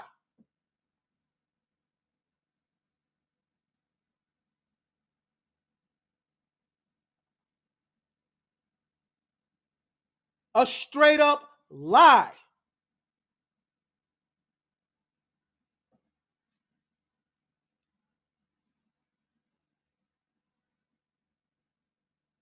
The man owned a car dealership and the car ain't even been out that long. The couple had 3 sons who were recognized as low. Oh man. The couple had 3 sons and were recognized as local royalty, driving expensive cars and entertaining elites like Joe Louis, Duke Ellington, and Count Basie at their home.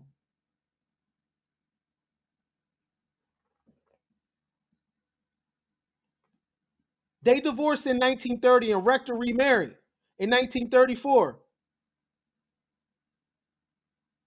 The rectors lost most of their wealth during the Great Depression. She died at 64, 65.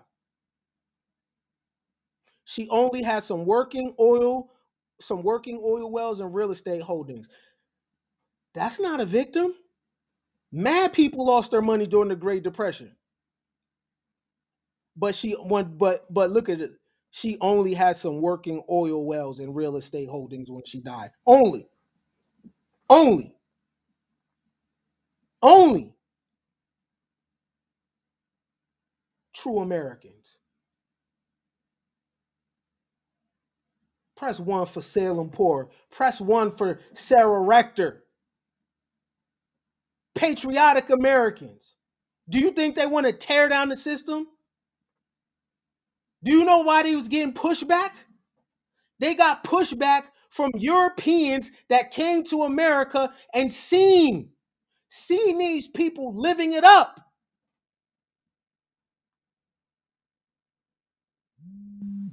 True Americans was driving cars while Europeans were coming to this country starving to death.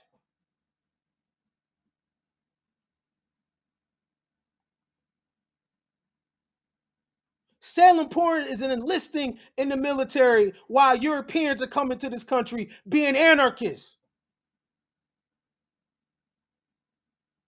What?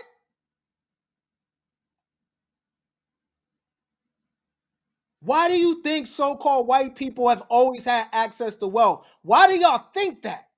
You're looking at one person. You're looking at Elon Musk. You're looking at Bill Gates. Why do you think that the masses of whites have had that? They haven't. Shout out to Sarah Rector.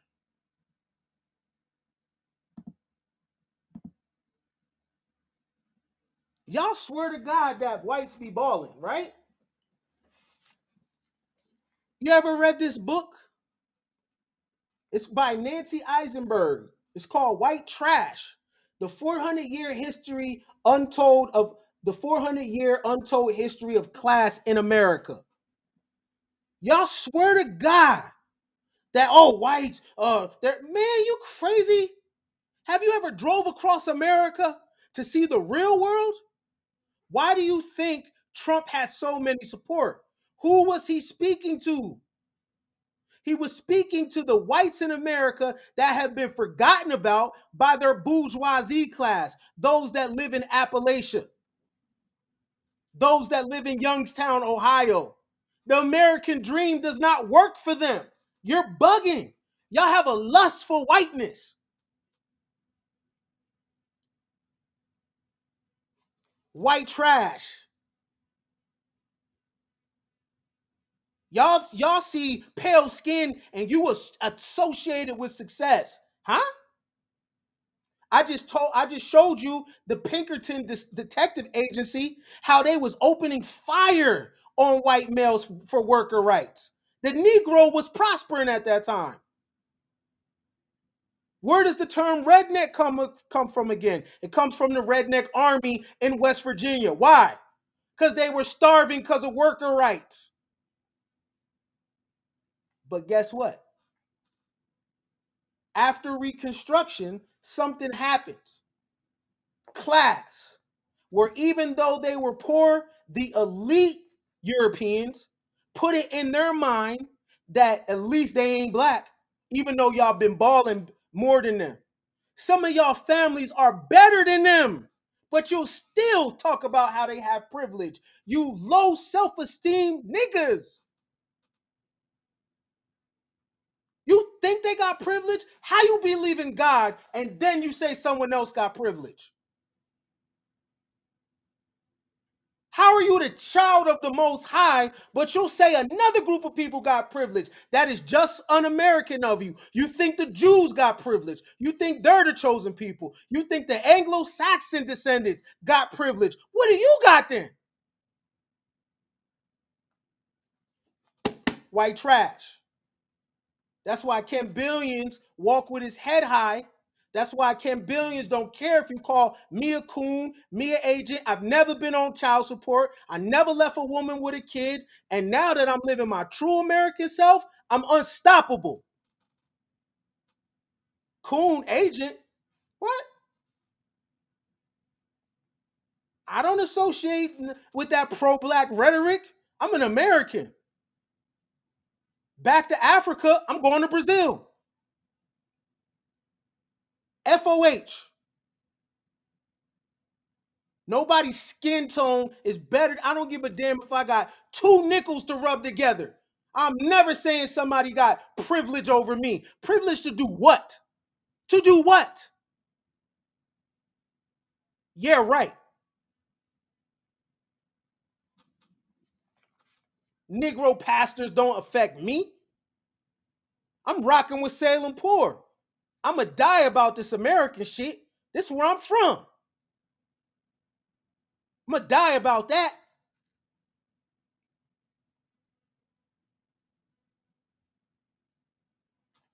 FOH.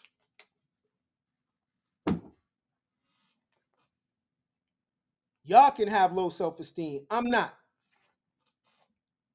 And I'm about to show you why.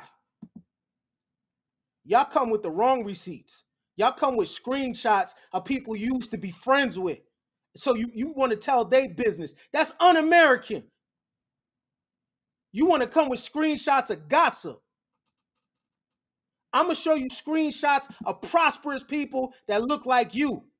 I'm going to come with them receipts, not gossip of somebody I'm not their friend no more. You codeless people. Y'all so into Egypt, y'all don't believe in shit. Y'all don't got no codes. But y'all fuck with pyramids though. What does that even mean?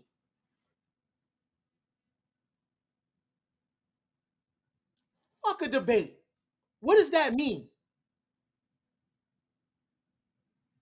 You don't believe in nothing. Yeah, we built the pyramids. What does that mean? I respect a person that could build their family. Give a damn about no pyramid. And if I want to go see pyramids, I go to Chichen Itza or Machu Picchu, whatever, Central America. Or I'll go here along the Mississippi with the mounds. Give a damn about no Egyptian. And you know what's funny? Every nigga that represent Egyptian culture got sketchy character. I said it. Every dude that run around on some Egypt shit don't believe in nothing. I said it.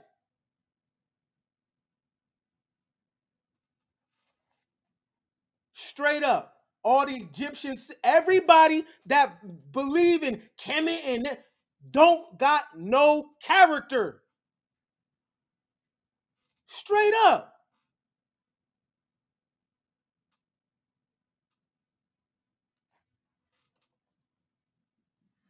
Don't tell me about no pyramid. Tell me about you.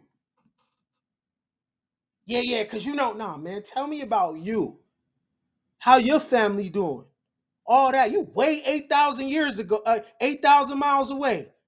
And guess what? What I showed you, that ain't even our culture anyway. So I'm damn sure not about to run and be no damn Egyptian when we got mounds here.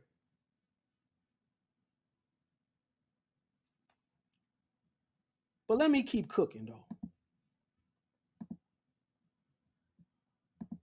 Y'all say the system ain't built for us. Y'all say we never had nothing in America. So this is what y'all say.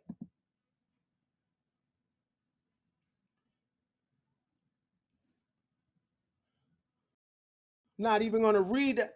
Remember, I talked about Paul Coffey? Well, he's a baller.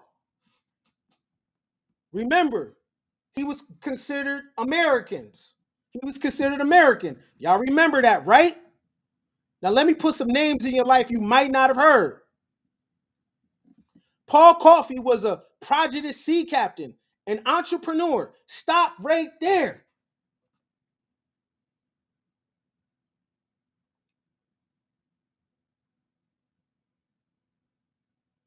I don't want to hear nothing about no disparities or nothing.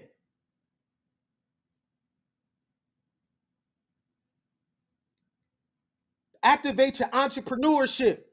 This is this is a dude in the 1700s. Get into it. Paul Coffey was a prejudiced sea captain and entrepreneur born in 1759. His father, Coffee Slocum, was a freed slave, and his mother was a Native American named Ruth Moses. Paul grew up in Massachusetts as the youngest of 10 children. It's fair to say, based on when we went over, that daddy's an Indian. Although he had no formal education, he was able to learn arithmetic and navigation through a family friend. He taught himself how to read and write and had various jobs as a farmer, carpenter, and fisherman. But you don't got no books in your house.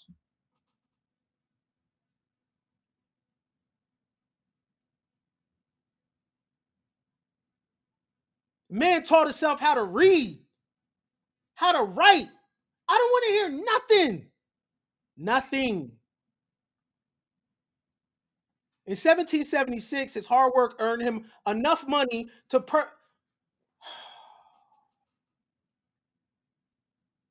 In 1776, his hard work earned him enough money to purchase a 106-acre farm in Dartmouth, Massachusetts.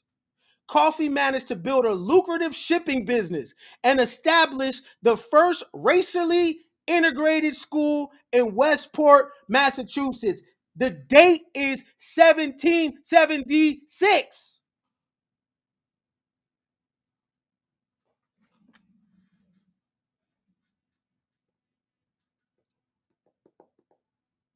Who he bought a land off of?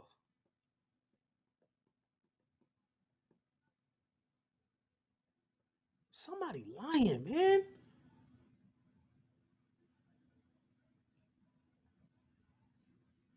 He established a racially integrated school in Westport, Massachusetts?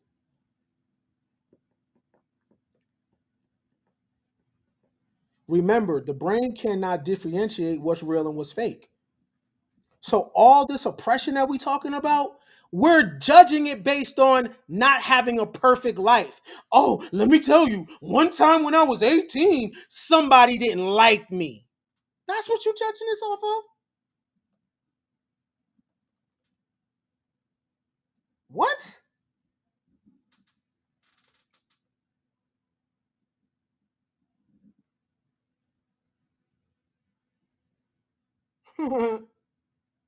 Somebody didn't like me. I'm oppressed.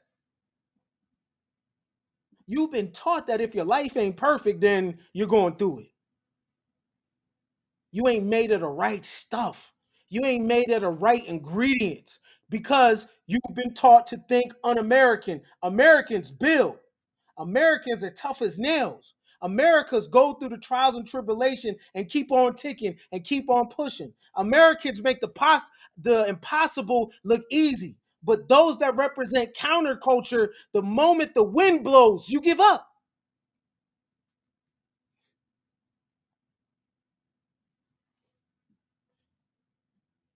He is also accredited as the first free African American to visit the White House and meet with a sitting president. Man, I'm finna close this.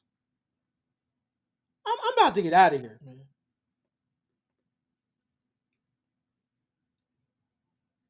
I'm about to I'm about to close my computer. Seriously.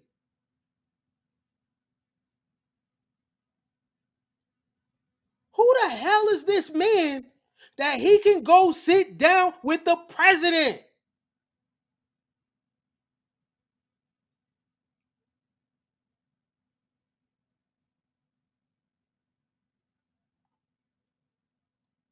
I gotta say names. I don't usually do this, but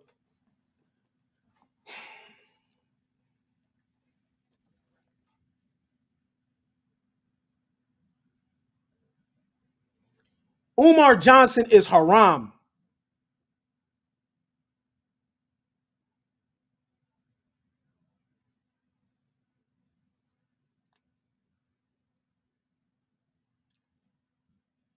Every conscious thinker and speaker is haram.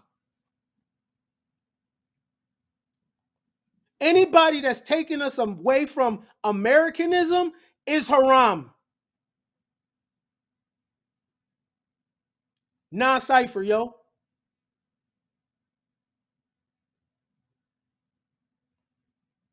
No, sir.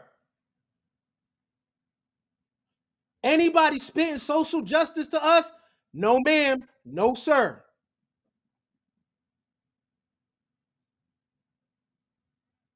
Anybody attempting to come to us and tell us our place in America, if it ain't on the up and up, FOH. Anybody coming in the name of Jesus, I mean, not a pyramid, FOH.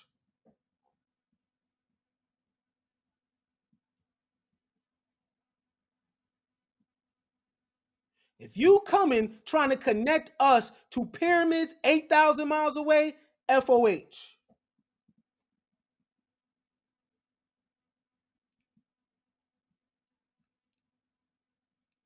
This our shit right here.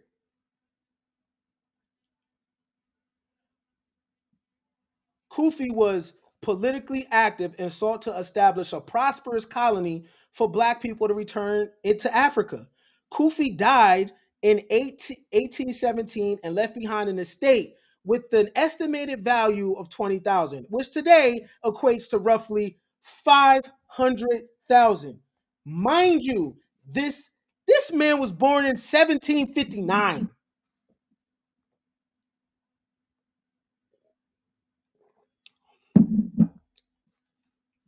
It's a body bag right here. I put your body bag in a body bag. This is a body bag for real. You can't really touch this right here. You gotta leave it alone. I'm keeping it a stack with you. You ain't got nothing to stand on. Oh, what about lynching? Yeah, that's messed up. Why were they lynched? It wasn't because of their skin tone. It's because of their productivity. It's because, like I showed you, the white trash book, the white male is not living the American dream.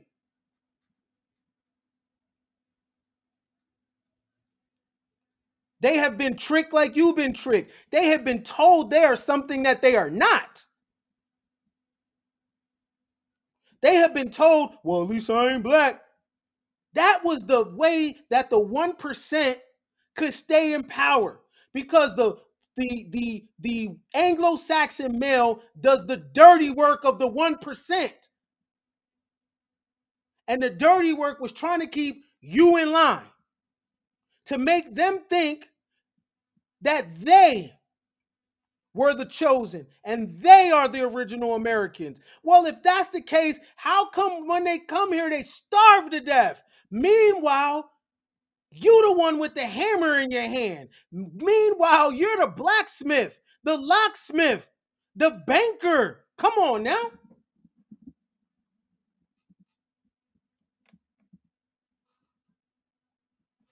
We got the game twisted.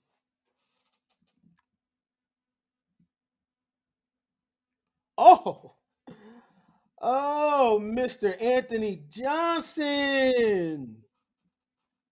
See, we don't like to talk about him during the 1619 project. Mr. Anthony Johnson. Anthony Johnson was a black man who immigrated from Angola to America during the early 1600s, a time when both black and white people worked as indentured servants and not slaves. What y'all be talking about for 400 years? What? Y'all just became slaves because of welfare policies. Anyway, like other immigrants at this time, Johnson worked as a contract laborer with the promise of a land grant from the colony upon completion of his tenure. He worked on a tobacco farm until he was gained his freedom. Then he purchased 250 acres of land and ran his own successful tobacco farm. Johnson became one of the first property owners of African descent in the 13 colonies and brought the contracted labor of 5 indentured servants, 4 of whom were white.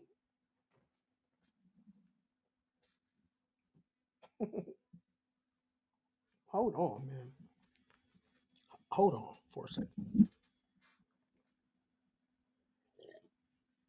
This man walking around with white servants in the 1600s. What that represents is class in America. But remember what we read before. Where did this man get the name Anthony from? He's from Angola, supposedly, right? His name is Anthony Johnson. Where did he get that name?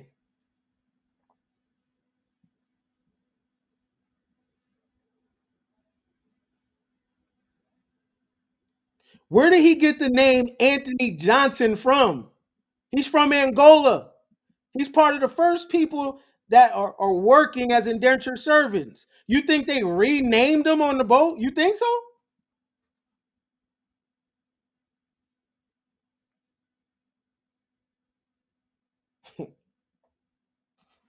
Mhm. But he had 4 of those indentured servants are white. Now peep this though. John K. Cassar, a black servant working for Johnson, eventually sought to be released from his servitude.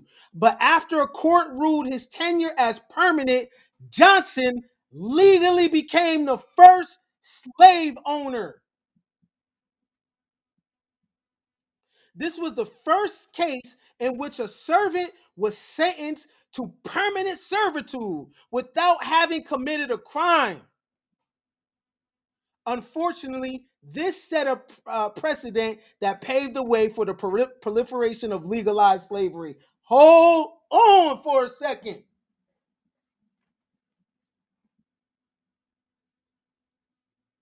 Pro blacks, explain this.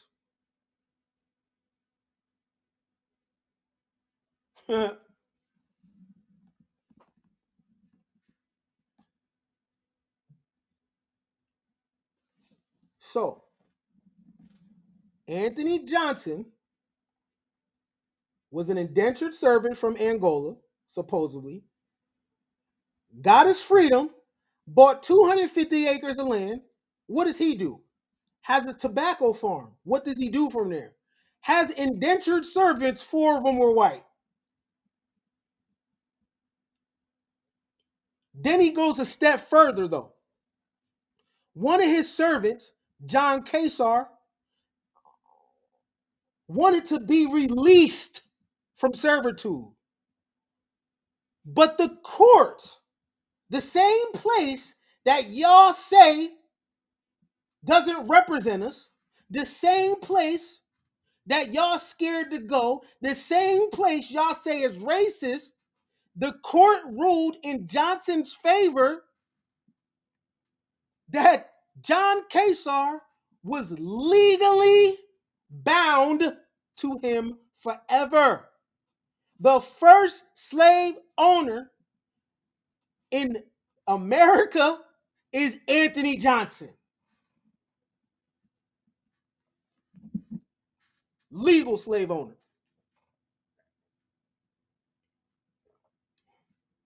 Ain't no damn we. He got shit to do. Look, I'm gonna feed you, I'm gonna clothe you. You could get married, you could do all that. Just make sure this tobacco taken care of, my G. What we? What we y'all be talking about? It's about this money. What we? We as black, ain't no we. It's your peoples and my peoples. It's my tribe versus your tribe. And if I can get you to do some free shit for me, I damn well am gonna do it. What we? Anthony Johnson, that's the American way. What you mean? Oh, we gotta stop being individuals. What? We come from individualism. Y'all got the game twisted.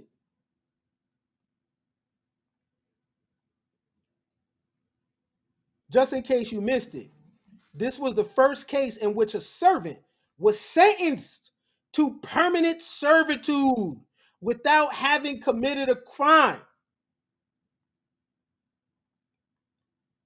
So the form of slavery that you understand it as, it was started by a so-called black man. History is funny.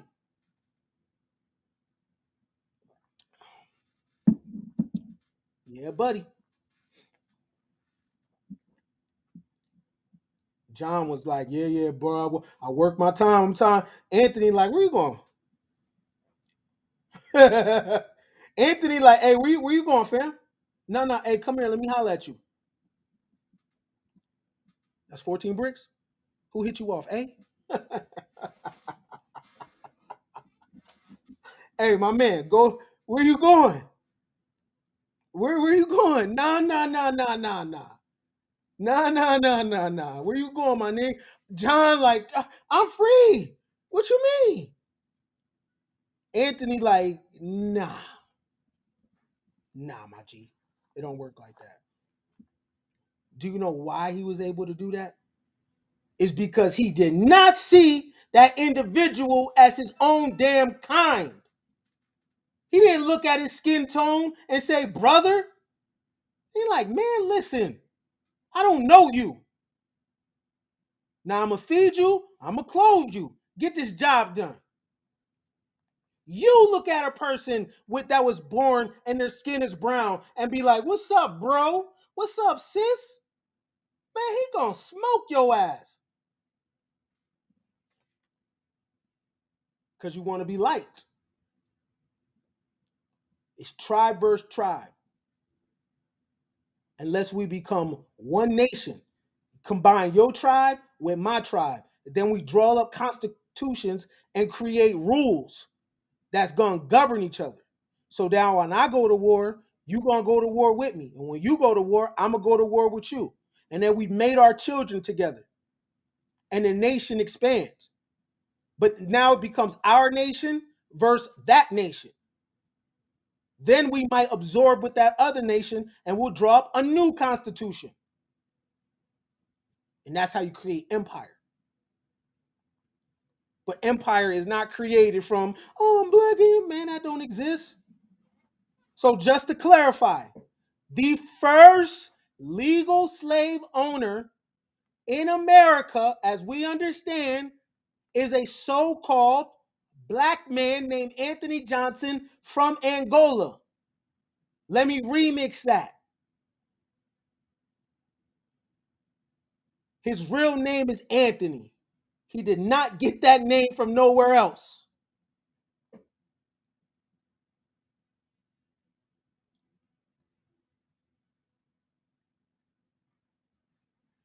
let me keep going though. William Ellison Jr. Who is this? Who's William Ellison Jr.? Wow, look how he's dressed. Look at his get up. Look at his clothes. William Ellison Jr. was the son of black slaves owned by a white planter named William Ellison. Ellison Jr. was born in 1790 as April Ellison because it was customary back then to name children of slaves for the month in which they were born. Around age 12, Ellison Jr. became an apprentice under William McCrea, a gin builder from whom he learned to build and repair cotton gins. During his apprenticeship, Ellison learned to read, write, cipher, and do bookkeeping, and also trained as a carpenter, machinist, and a blacksmith. He continued to work in McGitt's gin shop until age 26, at which point he had been equipped with all the skills necessary to become a successful independent professional. He legally obtained his freedom in 1870 and moved to Sumter County, South Carolina, where he ran a successful gin shop. He owned 900-acre cotton plantation, 58,000 worth of real estate, and 37 slaves. Highly respected. Highly respected for his professionalism, he built an excellent reputation as a black man sharing the same social status as whites. Hold on.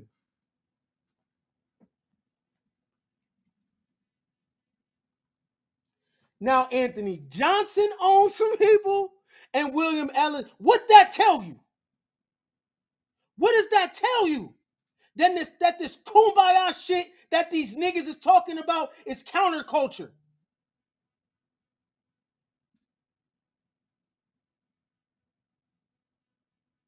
Niggas been getting money. What's that tell you? Ellison owned 900-acre cotton plantation, 58,000 worth of real estate, and 37 slaves. He was respected for his professionalism. He built an excellent reputation as a black man sharing the same social status as whites. Don't tell me the system ain't built for us. We built it. What are you talking about? Don't tell me, oh, we don't know about money. No, y'all don't know about money. Because you anti-American.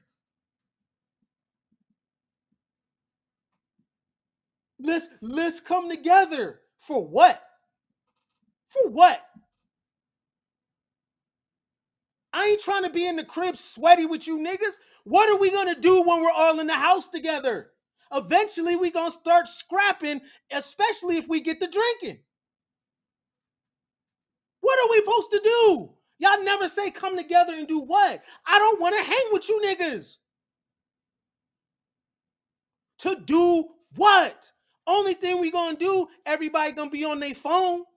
Like, yo, bro, look, hee hee, ha ha, kiki, yeah, yo, damn, she got a fat ass, woo. I don't want to hang with you. Come together for what? For what? Yeah, we need to unite. For what?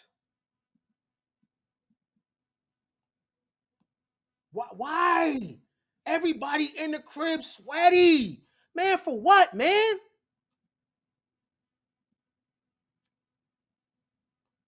I'm trying to get it like Anthony Johnson. For what? The only reason we gonna hang out, hey, I got 10 bands, you got 10 bands, let's put it together.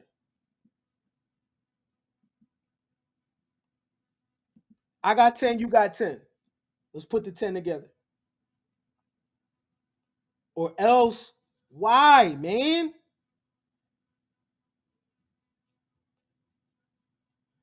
Somebody in the chat, I need one person in the chat to say, I ain't hanging with y'all. Before I move on, I need one person to say, "Hey, I ain't hanging with y'all." Because these people want to hang out in the name of symbolism. They want to hang out because of symbolism so they could take a picture and post it and be like black excellence. But there's nothing excellent about black because black ain't a nationality. So there's nothing excellent about an object. Nothing. I ain't hanging with y'all. What you on? I stay at the crib. Come on, man. I get food at the crib. I get my back rubbed at the crib. I can get some bottom and some top at the crib. Why am I coming over there with you? What's the play, my G? Could be at the crib.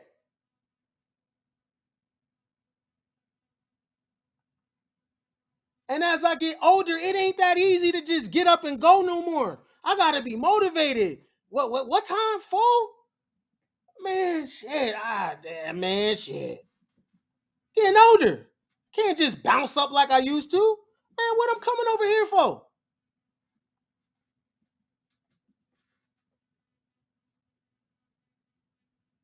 Bro, yo, I'm shit, man. I'm tired in the mug. Nigga tired in the mug. Bro, I'm tired in the mug, bro. I ain't, you know what I mean?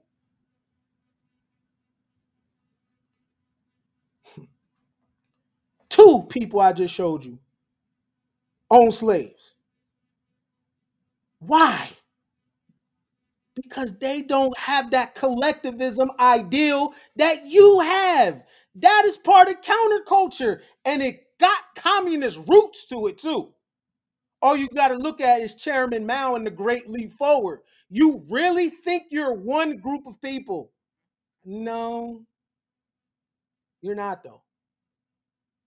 Let's keep going, though. Anton Dub da sounds French, but Anton Doublecet. Who is Anton? Got the Geraldo mustache. You know what I'm saying? Got the Geraldo. All right. See what he on. These people getting to it. Anton Doublecet was born in 1810 Louisiana to free black parents. His parents was a plant. His father was a planter who owned around. Look at the amount of land. Hold on. Here we go again.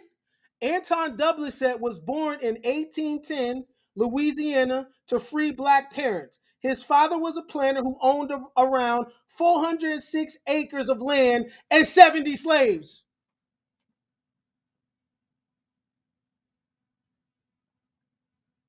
After his father's death at 54 in 1828, Antoine inherited his father's estate and went on to marry a wealthy black woman. Their combined assets was estimated at roughly 95,000, making Doublecet one of the wealthiest planters of his time. Hold on. Who the hell is that woman that he married and where she come from? You can't just pop up on the scene and tell me, "Oh yeah, a wealthy black woman." Hold on. Who is that?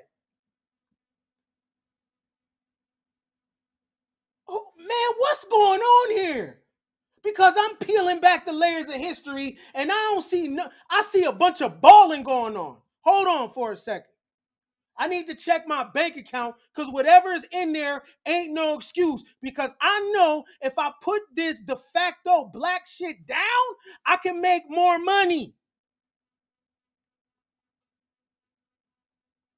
Who is that? Who that woman? You can't just, oh, he married a wealthy black woman. Who is that? Why is there so much balling going on? 406 acres of land?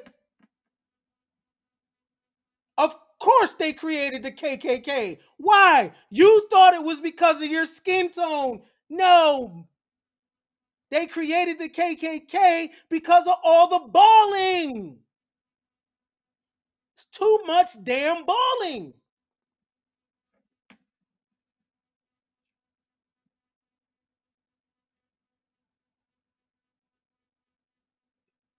Now your version of racism is, oh, a Karen. I'm trying to spend money at a store and they won't let me. A suspected white supremacist. Why Tariq Nasheed don't never talk about the money? This nigga living in LA. Stop pointing me to some poor white and a poor black going at it in Canada somewhere. Negro, how do you move them DVDs? How do you become a best-selling author, nigga? I don't want to hear about no suspected white supremacists. Talk about the balling. I understand why you don't. Because if you talk about the balling and everybody else starts balling, ain't nobody gonna come over to your crib no more. That's what this is all about. As long as one person is balling and they keep having you do the Kansas City shuffle, look way over there, and it ain't nothing over there. But if they teach you how to ball too, guess what? We all on the same level, and they don't want that. The blue checks don't want that. Diddy don't want that. None of these people want you to be on the same level as them. That's why these rich ass Negroes don't talk about the money. They talk about the racism. If it's like that, nigga, you couldn't get rich.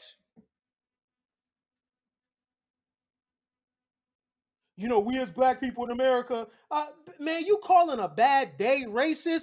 Sir, you made $100 million this year. Talk about that mugga, that dinero, that guap, that fetty, that male. All the blue check rich people talk to you about social justice. Man, let me wet my beak too. How you find a guarantor so I can give me some business credit? Talk about them trade lines y'all doing. Talk about how y'all copping them private islands. Why the white supremacy don't work for y'all?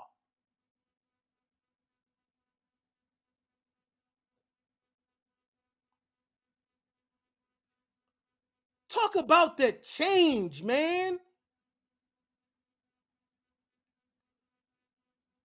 All Tariq Nasheed DV movies is bestsellers. Nigga, how you do that? How I get it? How I get that syndication like that? How do you get pop up on CNN like that? Is it a publicist? How y'all doing that? How Umar get on the Breakfast Club? Is it a publicist? All right, well, put somebody else on. Where the young niggas at? Why y'all keep coming up on talking? Y'all niggas done have 15-year runs. Where the little homies at? FOH. Go up there and be like, yeah, this is my little sis, this is my little bruh. He gonna talk about what he got going on in his ideals. Y'all niggas ain't sitting next to King Randall. Up there breathing all the white man's air. I'm sick of you niggas. FOH. How are you getting all this airtime in this racist so-called system that you're talking about? Something ain't right. When it come to you, it's grace and favor. When it come to me, it's racism. Man, if you don't get your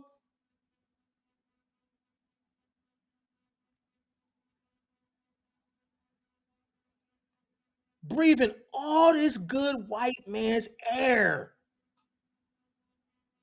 Shit is sickening, man. But who was this rich, wealthy black woman, though? In 1820, like, come on, man. Like, look at all the balling. Yo, let me tell you something. What you think about so-called black America is only 80 years. It is only the last 80 years. It is welfare policies, it's heroin, it's crack. It makes you think that you always been on the bottom and you haven't. The poor white immigrant has. That's the trick. And they still on the bottom.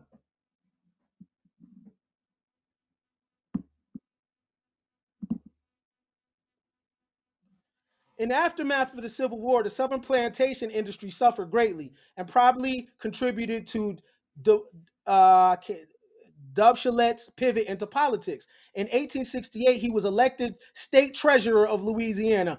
Man, what? niggas couldn't count. I thought we couldn't read.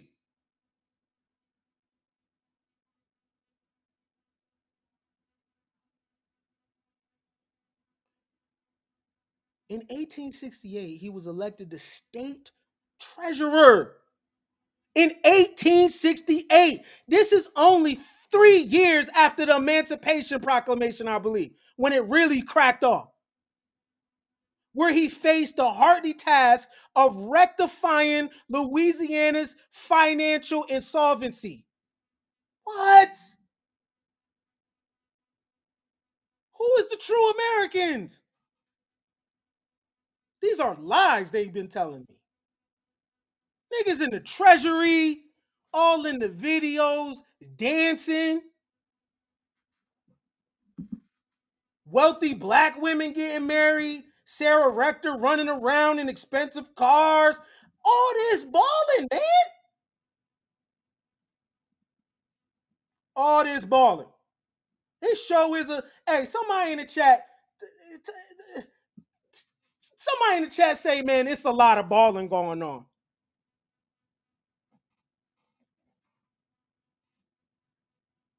So I'm just saying though, when you see me and my squad pull up in them toys, right?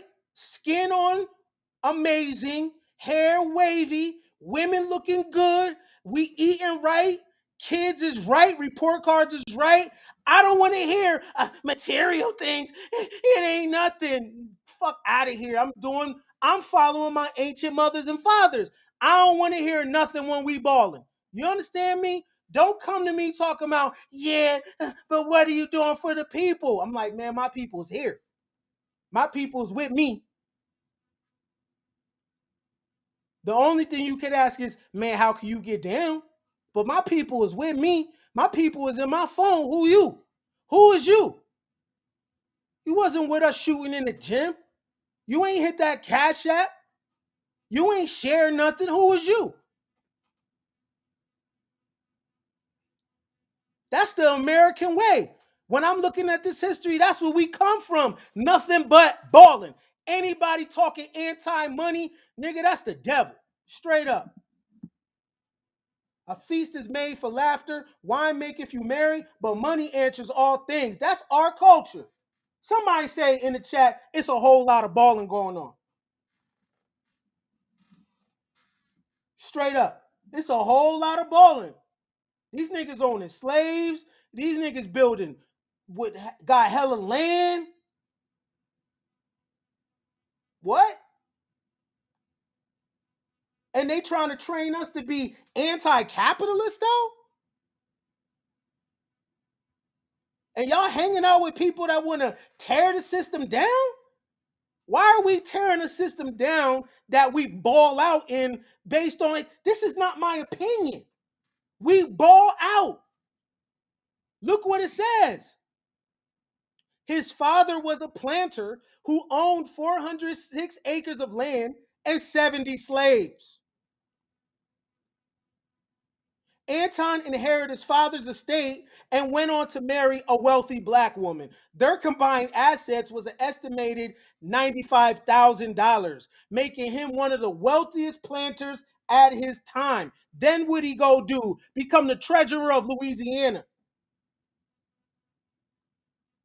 Man, it's a whole lot of balling. But hold on, let's go. Let's keep Robert Gordon. Robert Gordon, what he about? Robert Gordon, let's see.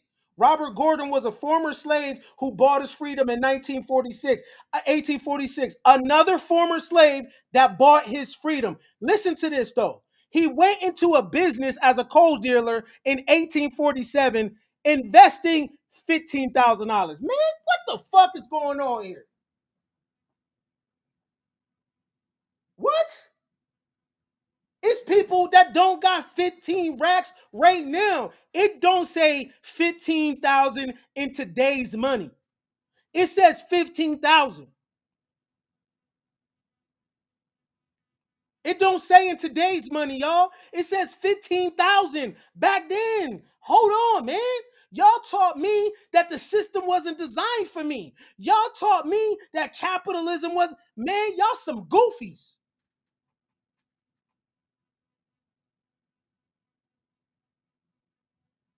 All this damn balling. Another slave bought their freedom. What these niggas doing with all this paper, man? Y'all have basically reconstructed a history for a victim narrative, so we follow that mess and we believe it and we break our families down and we walk around with trauma, trauma. We all come from trauma, trauma, trauma. We all come from trauma. Now we all come from balling. We all come from land. We all come from business moves and business minds and inventors. Man, get out of here with that. Don't tell. They used to lynch us. Nigga, lynch back. Don't tell me about that. Lynch back. Anybody that hit you and you don't do nothing, they gonna put their hands back on you. Ain't that what you tell your baby? So don't come to me telling me nothing about no Anglo-Saxon males picking on niggas. Do something back or shut up. In nature, that's what happens. The losing creature gotta take from the winning creature. What you gonna do? Black Wall Street, they wasn't black, they was native. Stop claiming their history. Unless you about this Americans, because those was Americans. Them niggas was no Africans. You ain't no damn Africans living in Indian territory and they don't put the press game on you. What you think the Indians is pussy? Y'all swear to God the Europeans stole some from them. No, they didn't. They lost because of technology. They lost because of the gun, the Colt. The Comanche were vicious warriors. They didn't get nothing took from them. They lost to warfare. Stop trying to make everybody a victim like you. Ain't nobody get nothing took from them. They lost to superior technology. FOH. Nobody get nothing took. They lost. Don't do that to their warriors and soldiers trying to make it look like they buns. Get out of here with that. Yeah, they got took. It got took. No, they lost. It's respectable to lose to a superior enemy. They just got your number. But you want to make everybody a victim like you. But the Comanche and the Apache wasn't nobody's damn victim. And if it wasn't for modifications in weaponry, there would have been no Western expansion. Yeah, I do that too.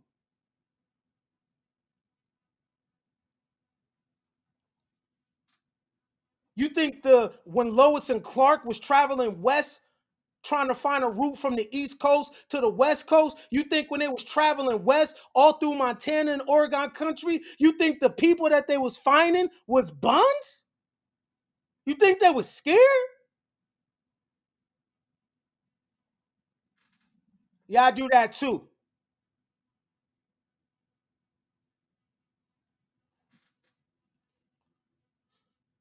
So this former slave bought his freedom.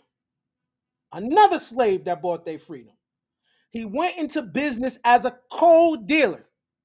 In 1847, after investing 15,000 in a Cincinnati coal yard,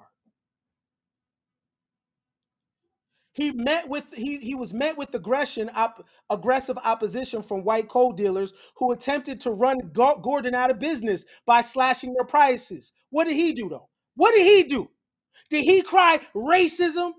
Did he cry, oh my God? No, what did he do? Rather than do the same, Gordon decided to stockpile his own coal supply.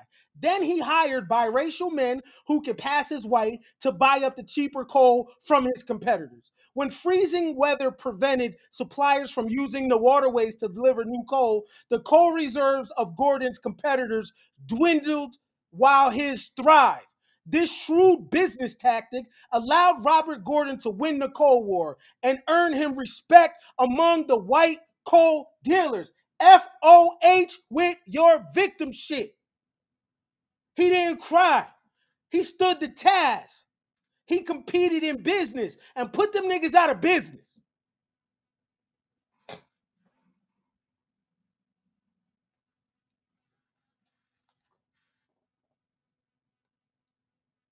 The shrewd business tactic allowed Robert Gordon to win the Cold War and earned him respect among white coal dealers. You have never even heard of this man.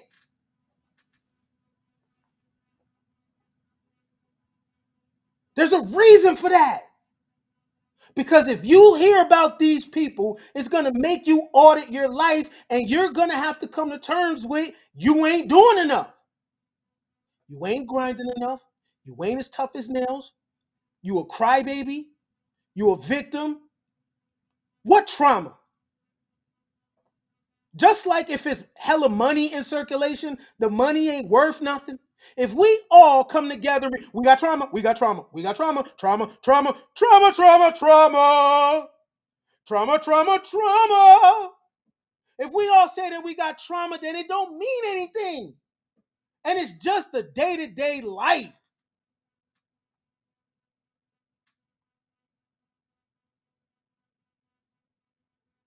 Trauma, trauma, trauma, trauma, trauma, trauma, trauma, trauma, trauma.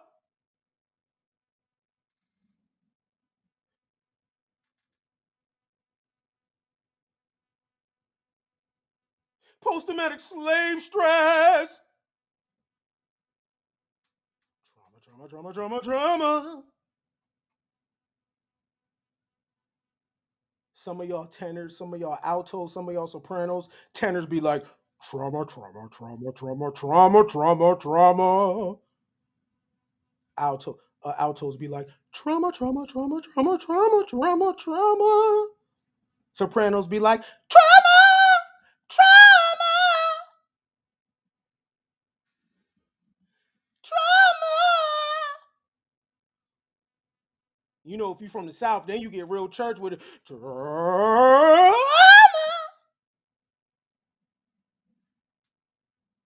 If you're scared, just say that. Get out the way and let these children do the research so they ain't scared. Get out the way. Get out the way so these babies could see something different. So you don't pass this scare business down to them. Get out the way, man. Because that ain't American history. Get out the way for these kids. If you really care about the future, you need to get out the way, man. For real. Because y'all scared. You're going to die anyway.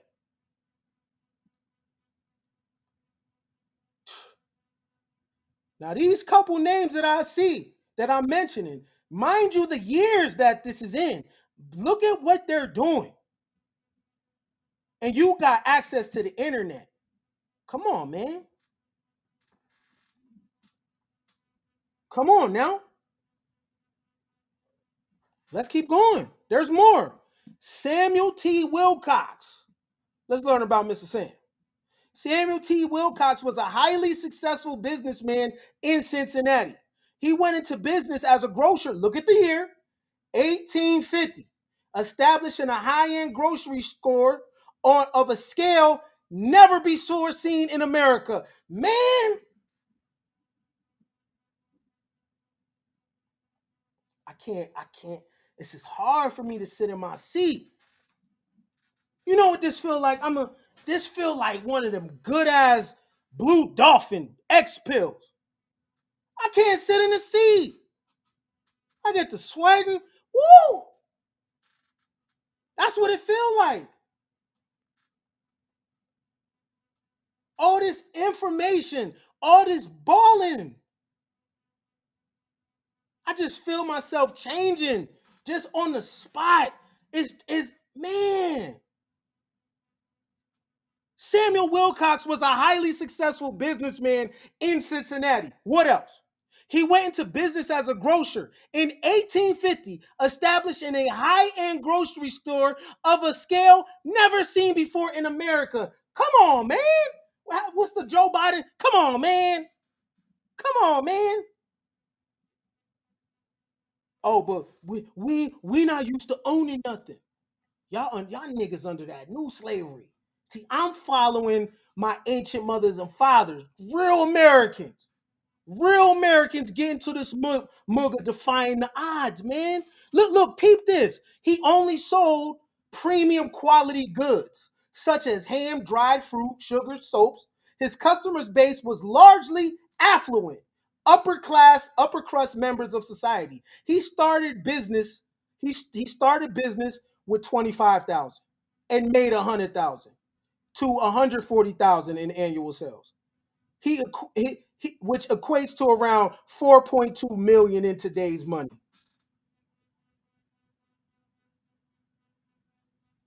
His business later declined to Wilcox's negligence and taste for an extravagant lifestyle. His estate had an estimate worth of 60,000. My nigga wanted the ball.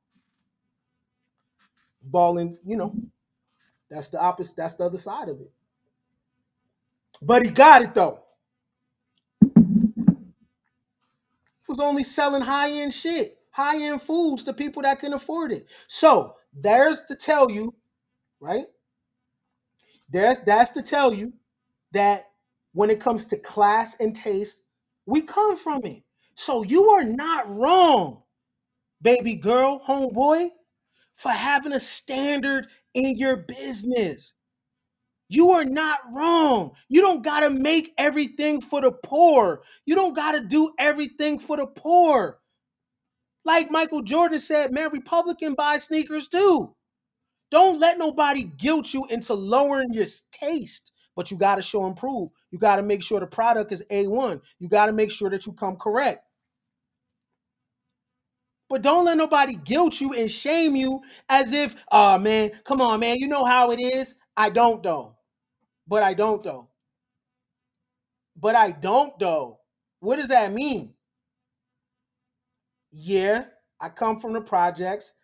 I don't like being there. What are you saying? Like, I'm showing y'all ballers. This is not in another country. This is America. So for real, we don't need to talk about Elon Musk no more. Yeah, he's a great man. He's fire. Nigga's a genius. Okay, let's leave it at that. Let's leave it at that. Because we got some, he ain't even from America. He from South Africa.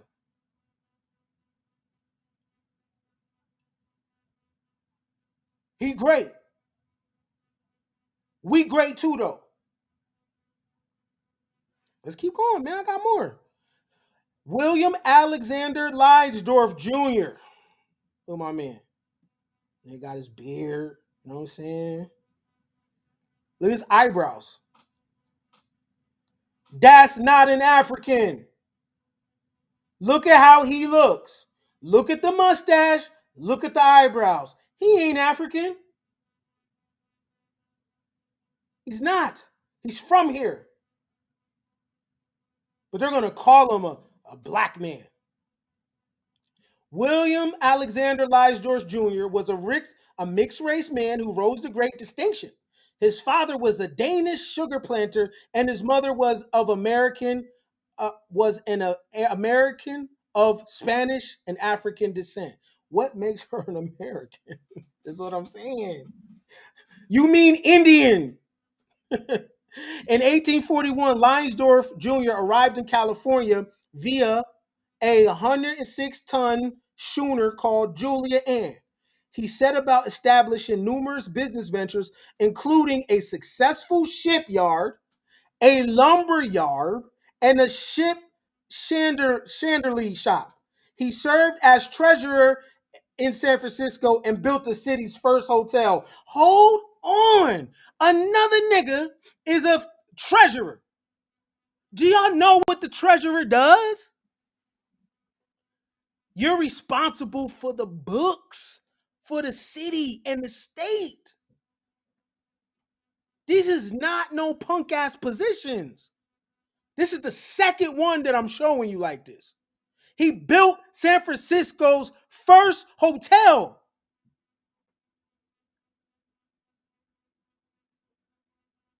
But I thought the system wasn't designed for us though.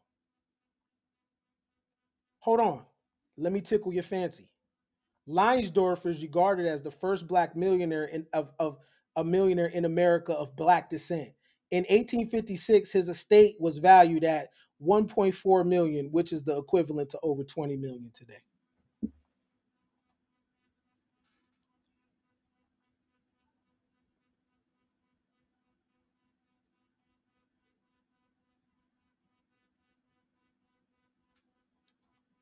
Now remember, email me because my chat seems like it's disabled.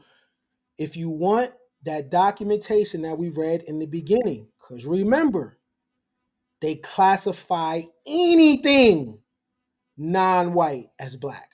They did that.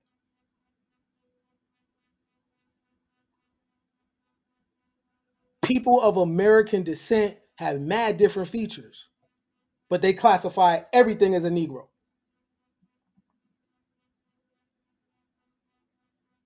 Leinsdorf, though, he built the first hotel. Oh, brother.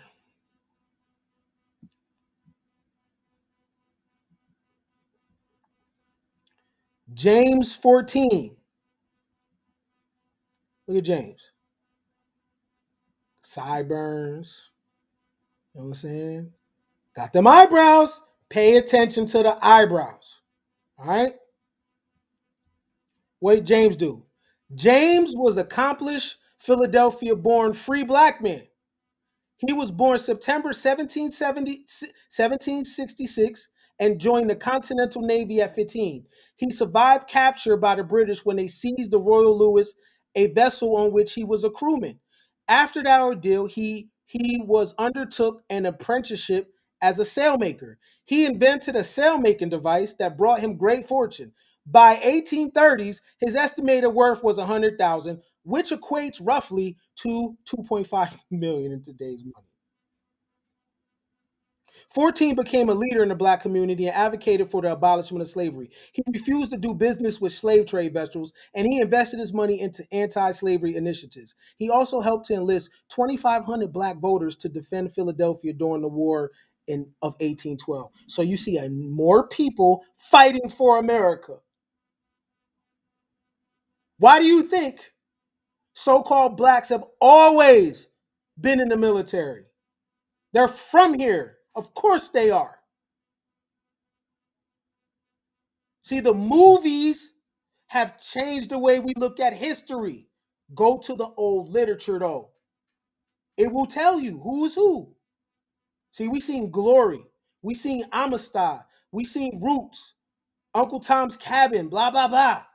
And the brain can't differentiate what's real and what's fake. So we look at that as, okay, that happened. It's another baller.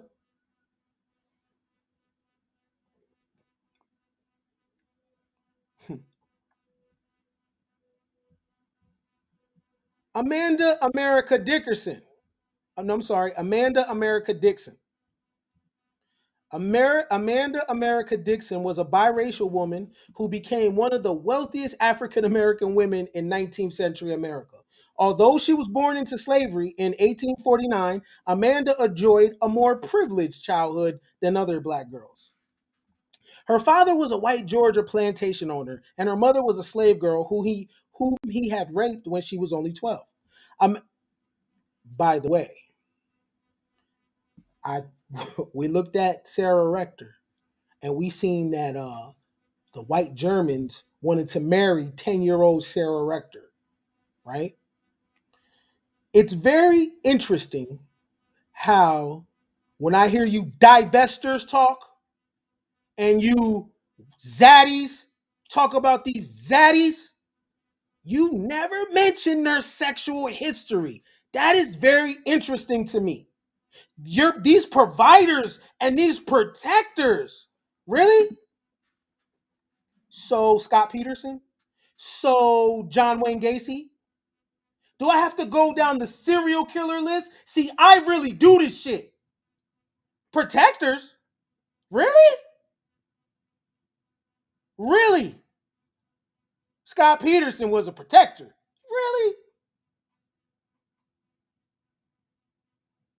Don't make me pull out the serial killer list and look at all the carnage that these dudes do to women. You vipers telling one side of the story. Just go over there, fam. I ain't mad. But it's just funny the narratives y'all create. Remember, the German hypergamous wanted to marry Sarah Rector for her wealth. Just because everybody just a provider and protector, right? Right? Until I'm walking down Skid Row, there's all these. I'm like, damn, when is the providing and protecting going to kick in?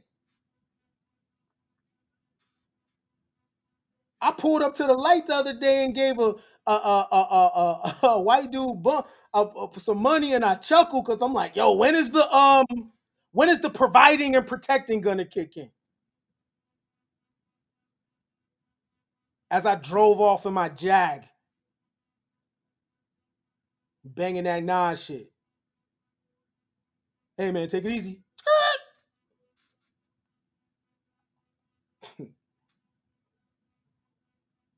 Y'all males and females, y'all really, really, really, really have an inferiority complex when it comes to pale skin. I'm serious, man. Y'all don't got no self-esteem.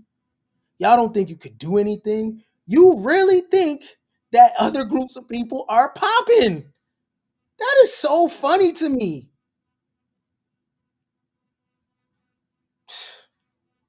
Man, I'm not raising my kid like that at all. If you lose, it's gonna be to the best in that field. Period. Don't hold your head. Come back. Train harder. Ain't nobody better than me, yo. And that right there is the root of a lot of the problems going on. It's a self-esteem thing. You really, really think people got it popping more than you. You so-called black women, un-American, you really think white women just doing nothing all day. No, you're lazy. You so-called black males, you really think a woman's value drop when she gets older? You dummies. Whose value drops as they age? Only on a male classified as black will look at someone as they get older and say their value drops. Y'all a generation of vipers, and y'all don't stand for nothing, and y'all talk about each other, but y'all are peas in a pod. Y'all belong together. Your attitudes are disgusting. Your energy is disgusting. Your whole perception is terrible. Look how y'all talk.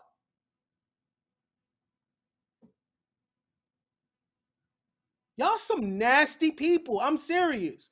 Y'all sit up and create content all day about each other like y'all not the same. Y'all trash. Straight up. And you dudes come from getting beat up. And you girls come from other chicks putting hands on you. The problem is the chicks that put hands and feet on you growing up, they don't know how to use the internet. So you got to jump on them. But y'all was nerd chicks. You wasn't on the cheerleader squad. You wasn't rocking with no dudes that get money, and no men respect you. Say that. Say that. You are a beat those. No man respect you. Nobody pipe you down and hit you up like, hey man, I'm just checking on you. Nah. That's why y'all talk like that. I know who y'all are. For real, for real. Had to go on a rant real quick because this what I be thinking. I hate y'all. For real. Like, I get on my nerves. Like, like, the socially awkward people like are popping to get all the views. But these people are socially awkward, man.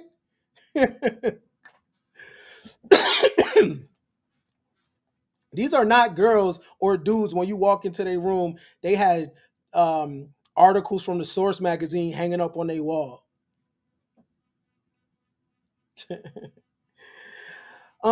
Anyway, she learned to read and write and play piano and was sheltered away from the harsh reality her maternal cousins experienced.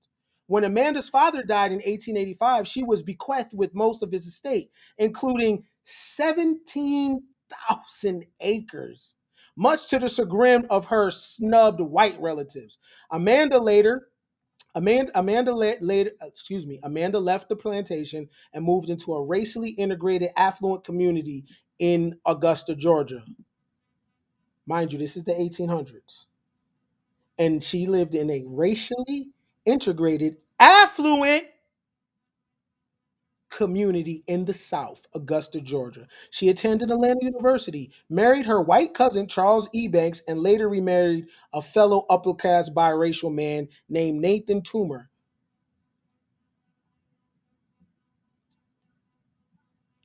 Bridget Mason.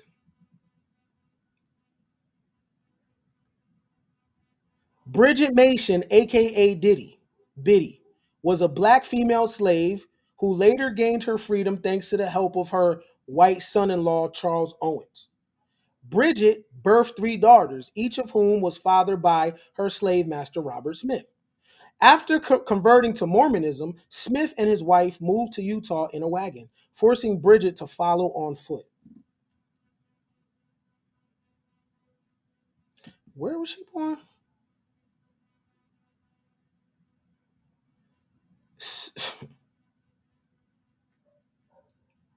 But y'all quick to say, we're not going to be the mules for you. Black men just want us to mule for them. What? After converting to Mormonism, Smith and his wife moved to Utah in a wagon, forcing Bridget to follow on foot, aka she walked.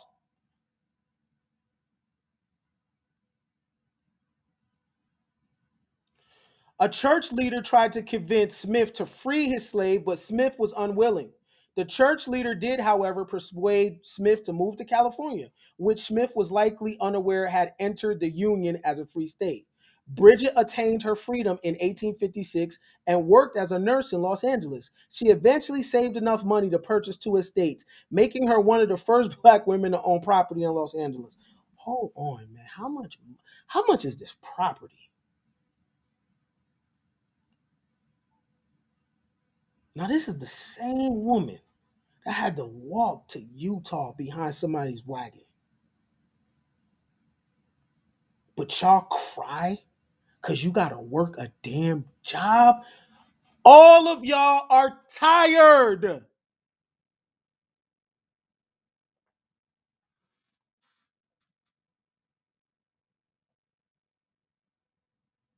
Everything in nature works. Y'all complain about doing shit every animal in the world does. No, you want a nigga to save you so you can post pictures on IG. That's all this shit is about.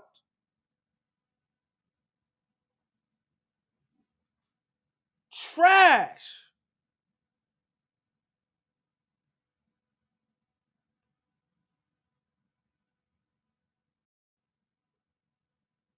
We already know what the Negro male is, but you got the nerve to think that you ain't a part of his shit. And you are. Y'all are both the same. I'm sitting up here showing you people that defied the odds, worked with less than you, patriotic people. And you got the nerve to complain. You generational vipers, man. Seriously. Y'all are some trash individuals. And I mean that. And I don't want no parts of you. The people that provide value to you got to coerce you to pay them. You want shorts. Your attitudes are nasty. You look down on education, but you swear to God that people want to appropriate your culture. Oh my God. You swear to God people want to be you though. They want to be American. So how could they want to be you? Being you would be being an American. Over several years, she brought and managed more property. She leased out this property commercially and sold portions of it. As Los Angeles grew, so did the value of her real estate. In 1872, she financed the city's first black church. By the late 1800s, Mason had acquired a fortune of 300,000, making her the wealthiest black woman in the city. Now, this is the same person that had to walk to Utah in a wagon, behind in the wagon. It's fair to say that she wound up with more money than that person who made her walk.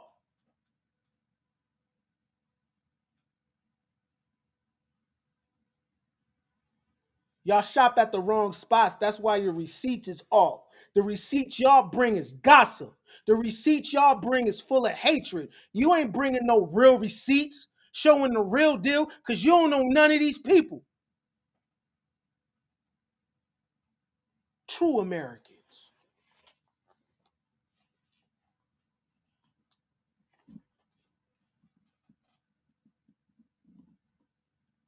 When I read what I read, I was just cooking.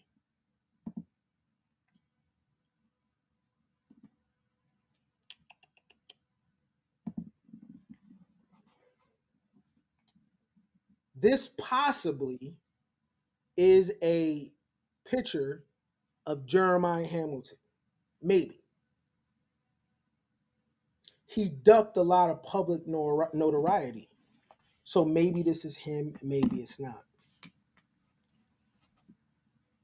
Who is Jeremiah Hamilton?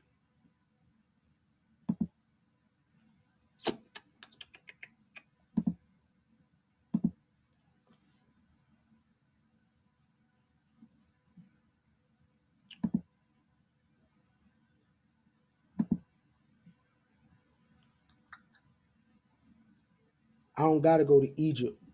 I stay right here.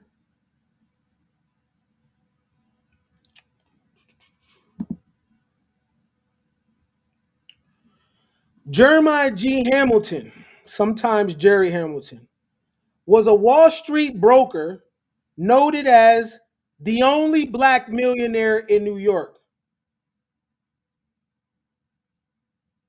A decade before the American Civil War, Hamilton was a shrewd financial agent, amassing a fortune of $2 million, equivalent to 250,000. I'm sorry, 250 million in 2018 dollars by the time of his death in 1875. Although he was the subject of much newspaper coverage and his life provides a unique perspective on race in the 19th century, Hamilton is virtually absent from modern historical literature.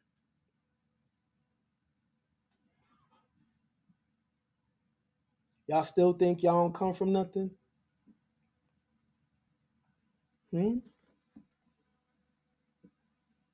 Y'all still putting Zaddy and the white man on the pedestal?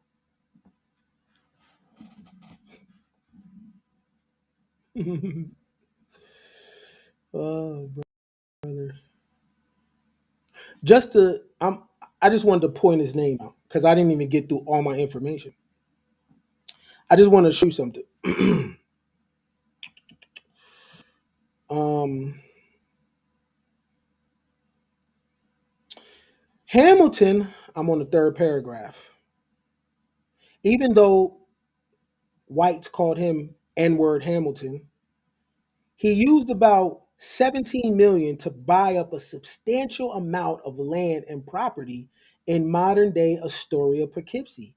Hamilton would go on to tuggle with Cornelius Vanderbilt, a famous American industrialist, over the control of the accessory transit company. Do y'all know who Cornelius Vanderbilt was? That's Anderson Cooper's people. He appeared on Men Who Built America. This is a big deal. And this man, Jeremiah Hamilton, classified as black, tuggled with the Commodore, Cornelius Vanderbilt. Come on, man. Come on, man. Come on, y'all.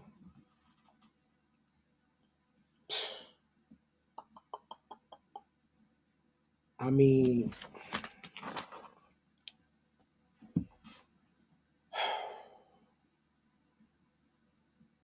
I'm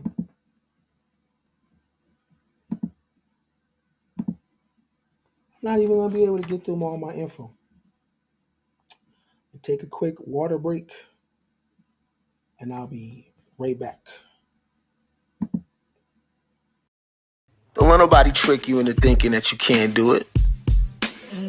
Don't let nobody trick you into thinking that you was just born to suffer. Right, right. Don't let nobody trick you into believing that your dreams are impossible. See, when you got game, you can make the impossible possible. When you got game, you defy the odds. Yo, When you got game, you make things happen. Things don't happen to you. talk that shit, Ken. All things is possible with game, baby. Take it from me. I done did it from Maine to Spain. Come through the door with it. My game cost me. I paid for it. So you should too. Hit that cash app. Pay like you weigh. Whatever you got is good, baby. Just bring it to the table. Can't billions. Before I get into my next segment, how many people, by a show of ones, found this to be a good build? If this meant something to you, press one.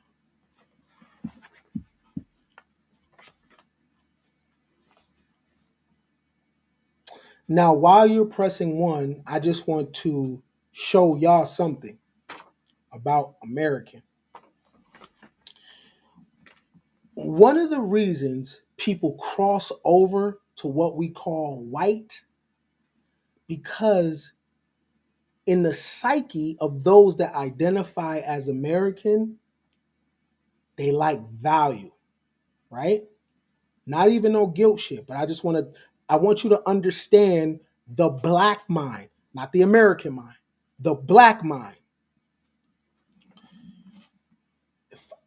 In the real American world, people elevate value. In the black world, which is a reclassification, there's no elevation of value. And I'm saying that when I go into my next session. I just want to put you in my business a little bit to tell you that I'm so grateful that I make money outside of this. Because if I wanted to make this my primary thing, I couldn't. Not because the people that I'm talking to don't have the money. Mm-mm. They're not American.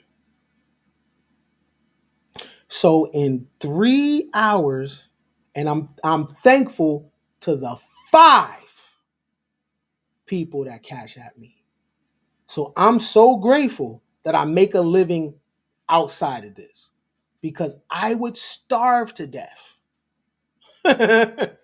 So I'm just want to show y'all to understand that if you want to make money and it ain't selling drugs to niggas, you're going to have to consider to create a product that can cross you over to other people. Because unless it's drama, when you classify it as black, you can only spend money on the things that are not good for you. Okay? So unless you're selling something that hurts the people, they're not going to mess with it. So figure out how to cross over. Don't get your panties in a bunch. I just want to let you know that I'm American. I'm chipping off for shit that I like, right? That's just me because I'm American. But when you identify as black, there's a scarcity thing to it. So unless it's cigarettes, unless it's drama, right? And unless it's something that is designed to actually reduce your intellect, let me get into my next session and I'm gonna wrap this up. So thankful that I got some hustle skills.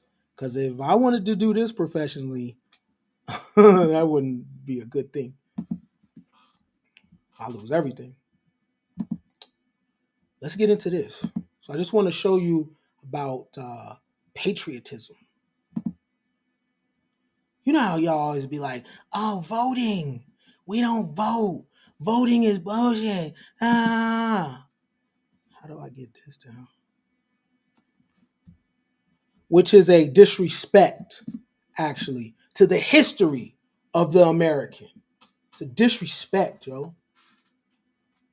It's a disrespect to not be involved in a political process. Peep this. Let me get my screen together. All right. On May 13th, 1862, just over a year into the Civil War, an enslaved man named Robert Smalls, another person enslaved. You know what I'm thinking? I'm thinking that for the people to do better, they actually need slavery. Because the people that I showed you that come from a slave past, man, they do a lot of work. Maybe you niggas is too free, but okay. Who labored on a Confederate steamer in South Carolina, Charleston's harbor, set into motion a daring plan. As his great great grandson Michael Bulwer explained, he saw that the Confederate crew had left, and he knew that oftentimes they left for the evening, not to come back until the next day. For Smalls and 6 other slaves and their families, the stake couldn't have been more higher. They knew if they got caught that they would be not just killed, but probably tortured in a particularly egregious and public manner. Let me also say this. When you look at the brutality of those in the Klan and the poor white, that's telling you right there they were not living the American dream. Their brutality is because the people that the 1% said they're better than is actually living the dream, is actually pulling up in the cars, is actually married. What y'all call racism is nothing but jealousy. And it's not because of your skin. It's because of your industriousness. Not now, though. The roles have reversed. You're no longer industrious because of welfare. Welfare broke the back of the true American, expecting nothing, expecting something while doing nothing. Broke the back. No genius, no ingenuity, no creativity.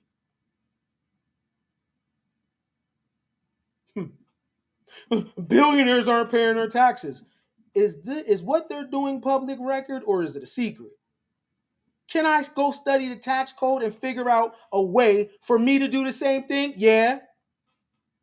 See, these people that I'm showing you, they don't hate the rich. You know why? Because they are the rich.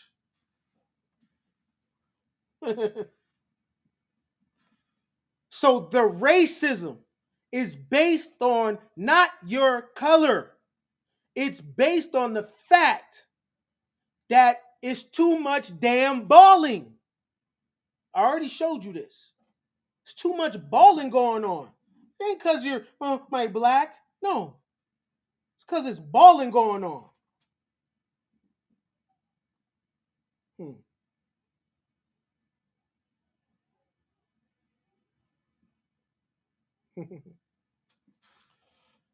Disguising himself is the straw. Oh, another talking point. Didn't I show you two? And that was 2 people. That was the treasurer, right? One for San Francisco, one for the state of Louisiana, right? Now, if I sat here all day, I would crack your head and for anybody thinking that this system was created by a white man. If I done showed you this, oh, I got more, but I'm not going to get into it though. You are the system. That is a talking point that these low self-esteem Negroes talk about, you swear to God that other people created this shit. That ain't true. What do you think them people was doing when they was looking as the treasury? Ain't that a position of power? I think it is. Paul Coffey could go sit down with the president. What do you think they were talking about? Okay. Benjamin Banner creating an almanac? That almanac is what everybody used.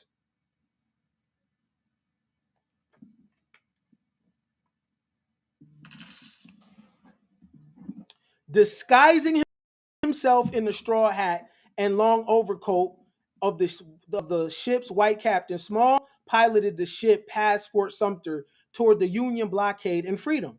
It ripped people's minds because, it just was beyond what people thought an enslaved person could do. That's how y'all think. When you see genius, you cannot believe it. You gotta be Illuminati. You gotta do something nefarious. You had to do something evil because there's no way a Negro is that smart. And I'm being honest, you Negro females, you think that about the male. You surprised when a nigga smart. That's your bad. And you Negro males, you think that the woman's value goes down as she gets older. What do you mean? She gets better, dummy. In your beast-like nature, the only thing you could process is sex. Yeah, y'all hit the wall. What? You know what? Y'all don't even know your nationality. How can the individual that is identifying with no nationality say who hit the wall and who don't? You don't set the standard, sir. You know what? All that interracial porn got you niggas gassed up. You think that the female doesn't like sex. You don't think as hard as you pound that you're being used for sex. You think you're the one getting off. Dog, y'all is really bugged out. They like that too, and it's nothing on it. So while you're sitting up here saying who has value because of you're only basing it off interracial porn and nothing. You're a beast. A beast. And you know nothing about the contributions of Americans. Because real Americans wouldn't put their stock in sex. None of the people I showed you did. And if you're going to put your stock in sex, get some money from your fucking. After serving on a Union naval vessel during Civil War, Small returned home to Beaufort, SC, and was elected to the House of Representatives. Time out. This is a slave. The man was elected to the House of Representatives. One of more than dozen African Americans to serve in Congress during the period known as Reconstruction, when the formerly rebel states was reabsorbed into the Union, and 4 million newly freed African Americans, aka natives, were made citizens. It was a time of unparalleled hope, said Harvard professor Henry Louis Gates, whose latest book, Dark Sky Rising, is about the Reconstruction. Gates said Reconstruction is one of the most misunderstood chapters in American history, when black men could vote and could be elected to represent Southerners in Congress. Rocca said, when you ask people on the street who the first black person was elected to the U.S. Congress, they're going to guess it's 1960s or 1970s.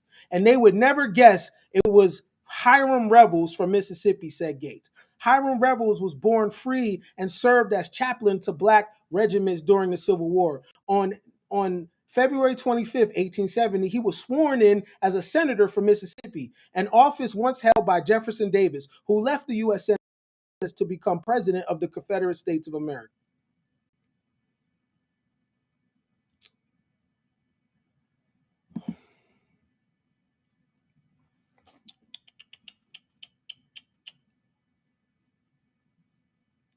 I could read this, but I'm not. I actually think I made my point and I landed where I wanted to land. This system that you think is built by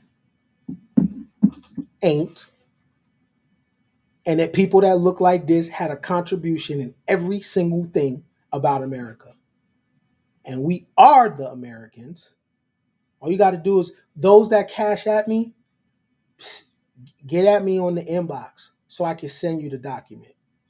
Everybody's not going to get that. So get at me and send me the information and I'm going to get that to you. I got so much more information. I'm not even going to come with it. I think I got my point across.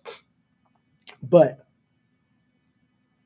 it's time to step into your proper person, which is an American. To reverse your family around, to reverse the curse, to reverse your standing is to operate in American and as an American. What that means is family. What that means is faith. What that means is hard work. What that means is fellowship. And you could do it because what I showed you was a history of people doing it. So make sure the people that sent me a Cash App, I'm going to get that document to you ASAP. Matter of fact, let me, hold on. I'm going to show you my, 1 second.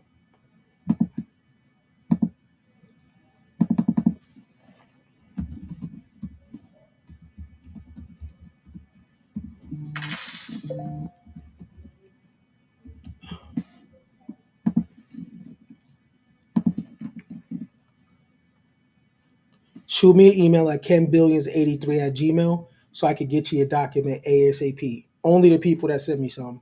So you can do your own research and you can see how the original sin of America is reclassification. And it's because this reclassification that was started by the Spanish and the Portuguese that has made us look through the lens of an object, look through the lens of a beast. And we haven't been in our proper person in a couple hundred years. And when you see when we operate as Americans, our families are better, our finances are better, we're patriotic, right? Our attitudes are better. This is where we're from, right? This is where we're from. And let the dead bury the dead, and we're going to catch up with our own kind. Man, my name is Ken Billions. This is Coin Gang Ministries, the #1 place for personal development, the place where you leave better than where you came. Also, in closing, some superheroes wear capes. Others just got waves. Peace. Biggest game, it's like, remember we was all back in high school? Some of you may be still in high school or whatever, but follow me. We had the regular class and then you had honors class. And I feel like Ken Billions' game is nothing but honors class. Everything that you learned in life and been through in life, or whatever he's talking about at that certain time, and, point of reference, game for guys. Everybody learn game from somebody and this and that, and it's all over the place. But once I listened to Game for Guys, it was like being in an honors class. Ken is a brilliant guy. I still listen to him to this day. Listen to him almost every other day, and I stay studying. And if I look at his video and he's giving us homework, I'm gonna look through that video. I'm gonna write my notes down. I'm gonna do my homework. Then I'm gonna watch the next video. I mean, you just can't get enough of the game and the knowledge that this brother brings to you. He's allowed me to look back into history, my own history. I found out about black people that I never even knew about, black millionaires and people like that. Recently, I learned about the reticular activating system, and that's something that I'm studying up on as we speak. Which I plan on reprogramming myself. You know what I'm saying? So overall, the Ken Billions game has done a lot for me. It's allowed me to elevate as a man, as a father. It just allowed me to be more excited about life and not be in the program of being oppressed. And that's one of the main things for me that I have to say that this game has done for me. I'm so glad that I ran across it.